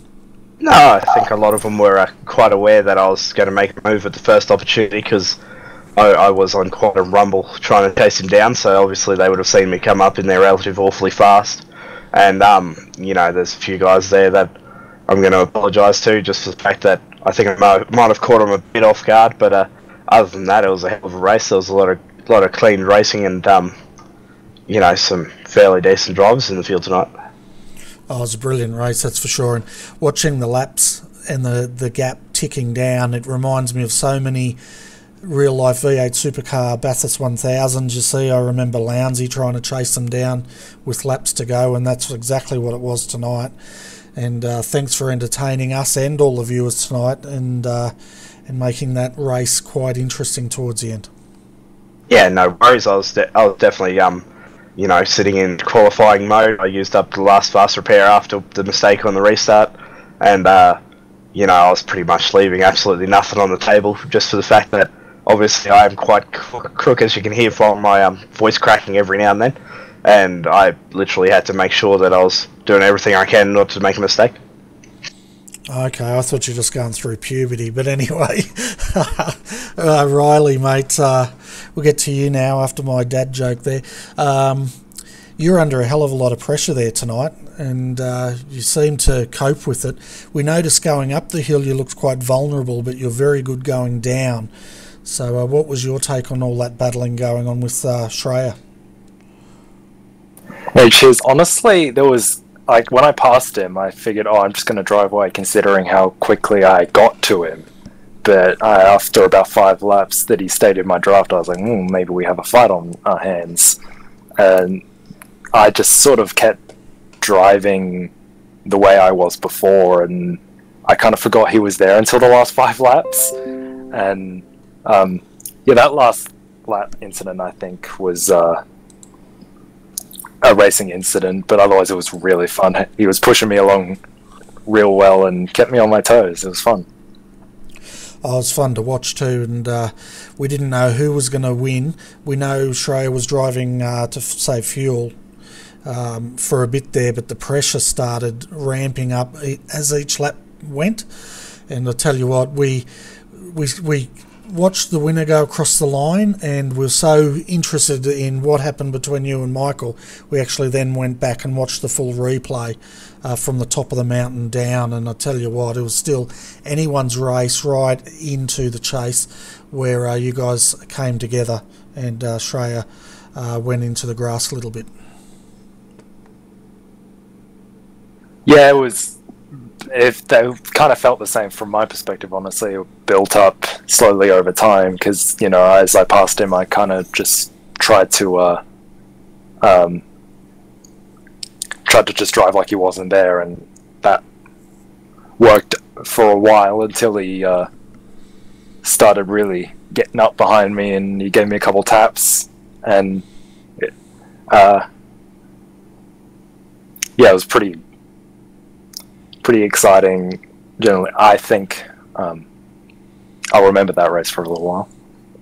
Oh, definitely. I think you will too. And we were looking at you guys earlier. Brenton was in the car, and I think at that point you were 12th. And I was saying on the commentary to keep an eye on your car, because as the race went on, you'd be moving up, and boy, you definitely moved up through the night, and so did Ian, and in the number 1 car. So congratulations to you both. I'm going to hand you over to Daniel though, and he can finish off the interview.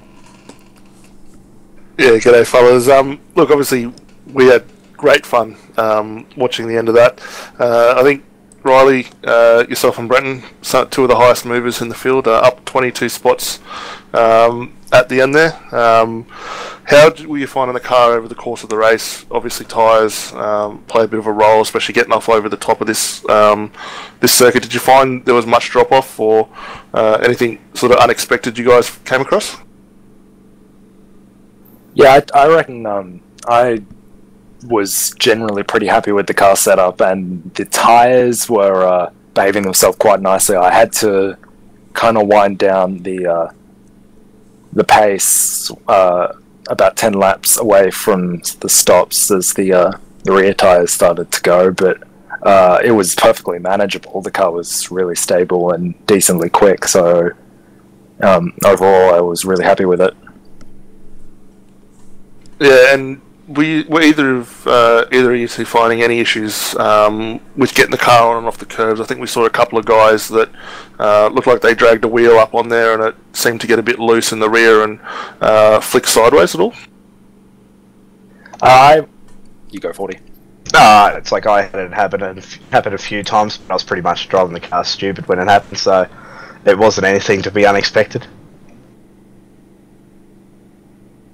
And probably the last question I've got, Ian, I was watching just before we got to the very end of the race, and obviously you pushing extremely hard to get up there for second. I think there was a little bit of a moment where it looked like it locked the rear brake, or didn't quite settle into the cutting as you liked, and it looked very close up on the wall in the rear there. Was that a bit of a moment for you there? Yeah, I had a few moments like that. I was running the brake bias a fair way backwards just so I could trail brake into turn 2, and also the last corner and the first corner. So obviously, every now and then you have a bit of a mistake, and obviously press the brake pedal a bit too hard, and you know, once you're out of shape at the cutting, it's like you have to work awfully hard to bring it back, and you've got to pray to the right gods. Yeah, definitely. Well, look, I mean, you guys both, your teams and everyone else involved, obviously put on a fantastic show tonight. Please give us a shout out to all your sponsors, and yeah, I mean, thank you very much. And obviously, I think we're going to probably see you again next season, correct? Yeah, definitely going to come back. It's an awesome series that Nick runs. You know, obviously, everyone that I talk to, I try and encourage them to run this series, and you know, massive shout out to you guys. It's a big effort to broadcast 4 hours of racing, plus I think you guys did a bit of quality and stuff. I'm not too sure on that one, but you know, massive shout out to you guys. Obviously, Bernie would have loved it. He would have thought he was a young kid again, seeing skins from like 50 years ago. But massive shout out to Logitech G, MS Limited Edition, MPMS Racing Simulators, GTI, and also Joel Real Timing. Fantastic. I knew you would have to have a crack at me at some point. So, yeah, well done, guys. We'll see you back next season. And it was great to see the retro livery, but it's past your bedtime, young man, so go to sleep. Take me cold and flu meds and off I go. Thanks, man. Cheers. And up in the comm box now we have Dane, and that's Dane Warren from All Star Motorsports. Big congratulations, Dane. Fantastic drive tonight, and well-deserved win for All Star Motorsports. Yeah, thanks. It went pretty much perfectly for us tonight, besides the unexpected disconnect, but other than that, we couldn't be happier. Yeah, that disconnect probably came at the right time if you're ever going to have one. That's under safety car, so it didn't cost you a lap. It could have been disastrous if you were under full race pace, though. Yeah, exactly. Yeah, I don't know why it happens. It always seems to get us at the wrong time, but luckily tonight, just, yeah, like you said, happened at the perfect time. Yeah, it certainly did, and I tell you what, as that race closed down, Daniel did an awesome job managing that gap and bringing that car home. Yeah, he did. He was really consistent towards the end. Obviously, having Ian coming up on us very fast. Yeah, it was a really good drive from Daniel to bring us back. Yeah, it certainly was. Did you? Were you in the background there, talking to him as the laps ticked down and telling him what to do and the gap that he needed to manage, or did you pretty much leave it up to him to do his thing? Pretty much. I gave him bits of information here and there, but just tried to stay out of the way and give him the best concentration he can get. Didn't want to interfere too much. Yeah, fair enough. And I'm going to hand you over to Daniel now, and not Daniel Williams, Daniel Leet, and he can close out the interview. But congratulations. It's really great to see All Star Motorsports on the top step tonight. Yep. Cheers, guys. Yeah, g'day Dane. Mate, congratulations, P1, in both qualifying and the race. Looks like you guys hit the sweet spot with the setup tonight. Any tips or tricks you might have for any of the young guys looking to get on board and get up to speed with this car a bit quicker? That's a bit of a hard one, considering I'm actually fairly new to the car myself, but probably it slows fast. If you're pushing too hard, the car will not react well. It'll push the front and it just doesn't react well. So probably do all your braking first and then let it roll through the corner a bit more. Yeah, fantastic. And obviously we noticed the lap times you were able to eke out of the car were extremely close. You know, most of the time 205s, 206s. Did you find it was easy to get across the top of the mountain and around for the rest of the lap, or were you sort of having to push it rather hard to get that time out of it? Well, Bathurst being one of my favourite tracks, it's the car or the track that I learnt the V8 on. I know it pretty much backwards, so when you get into a rhythm, it just kind of happens. Try and do as little thinking as possible and just try and be as consistent as possible. Excellent. And I think probably the only last thing were, obviously we saw there was a bit of a range of cars that started falling a lap down or multiple lap downs. Did you find much issue with those guys, or reasonably easy, just they sort of let you through and not too much of a hard drama? There were a few moments where we almost got caught up, but for the most part we got it pretty easy. A lot of cars just stayed in their line and made it easy to pass, so that was good. Excellent. Well, look, congratulations again to both yourself and Daniel and the All-Star Motorsport team. Fantastic win tonight. Before we let you go, mate, please give us a shout out to all your sponsors. Yeah, big thanks to Rat Corp, Extreme Racing, Unmetered Servers. Yeah. Look, thanks very much, mate. Obviously, we're looking forward to seeing you back out on track for next season, which I think starts off in a couple of weeks at an undisclosed location. But yeah, look, thank you very much for putting on a great show for everyone involved, and we want to see you out there again. Yeah, I hope to be back. Thanks, guys. Fantastic. That was our race winner, Dane and Daniel for All Stars Motorsports VF 313. A well-deserved win there, Daniel Leet, and it was really entertaining and great to see All Star on that top step. Well, I mean, what more do you say about that race? It had everything. It had a few out of sequence safety cars, great fight at the end there, and some really impressive driving from everyone involved.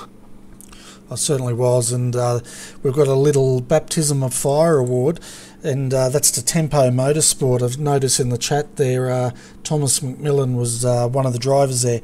His first league race tonight, and he only got the call up to co-drive 2 hours before tonight's race. So I'll tell you what, he picked a hell of a race for his debut. What do you think?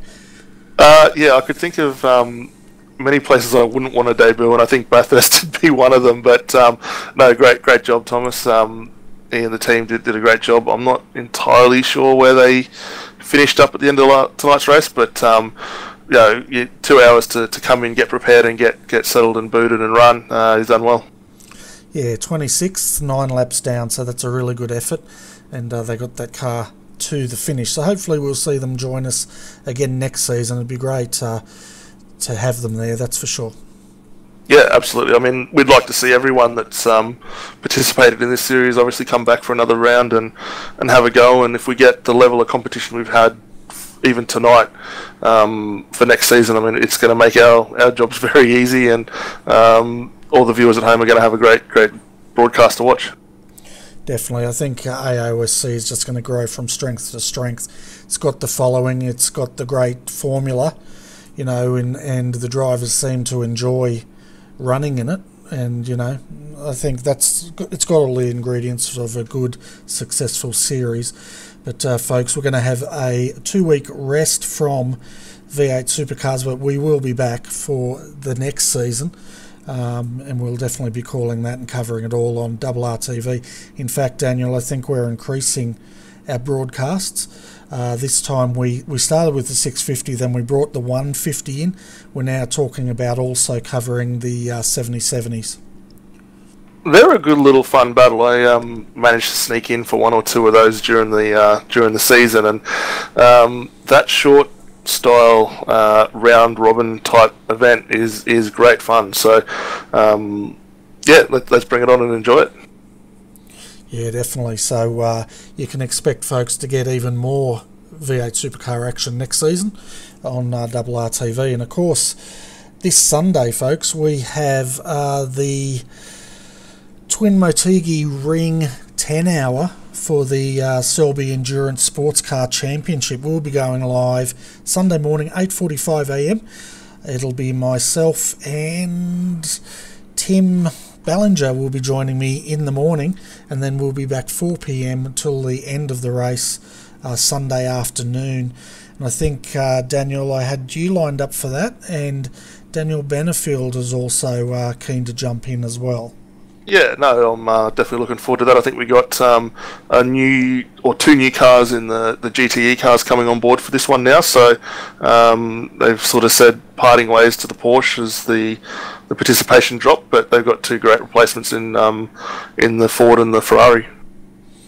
Yeah, it's going to be very interesting. And also, folks, because you're stuck with me till the end here, the exclusive is 2 nights ago, RRTV signed a deal with Sim Racers Asia, and from the 8th of July, every Saturday night, you'll be getting GTE action from the Asian area. Oceania Asian clubs will be going at it, so I'm definitely looking forward to calling that GTE action. There'll be sprint races, and they'll be awesome, so definitely put that in your calendars as well.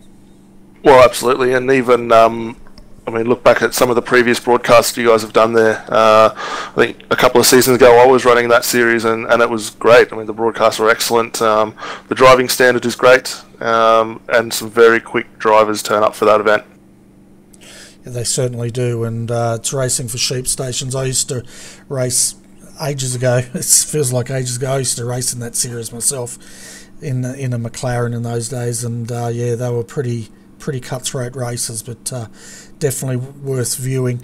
And of course, Monday night you got the Skip Barber Monday Night Lights coming to you. Last week, Daniel, we were second highest iRating for that week in the world, and the word's out, we had a lot of Europeans down in the top split, and I think there was more international drivers than there were Australian drivers in the top split, so that was really good racing.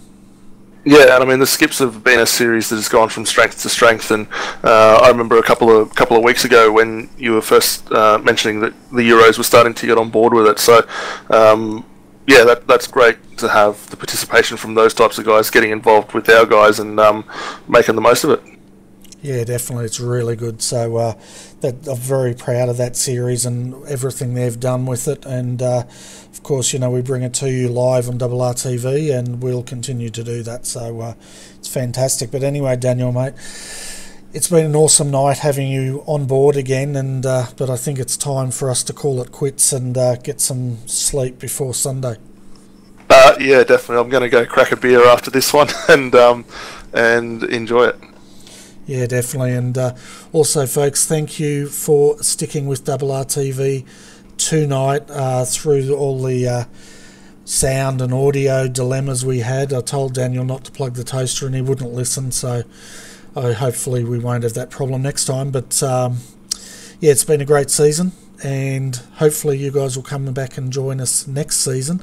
But in the meantime, I hope you come back and spend some time with us Sunday, because it's going to be fun, and I definitely like your company.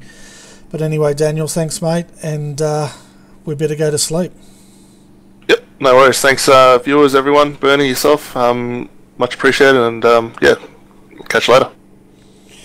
Yeah, so on behalf of Daniel Leader, I'm Bernie Weemers, folks. Thanks for joining us. Have a great weekend, and we look forward to your company next time.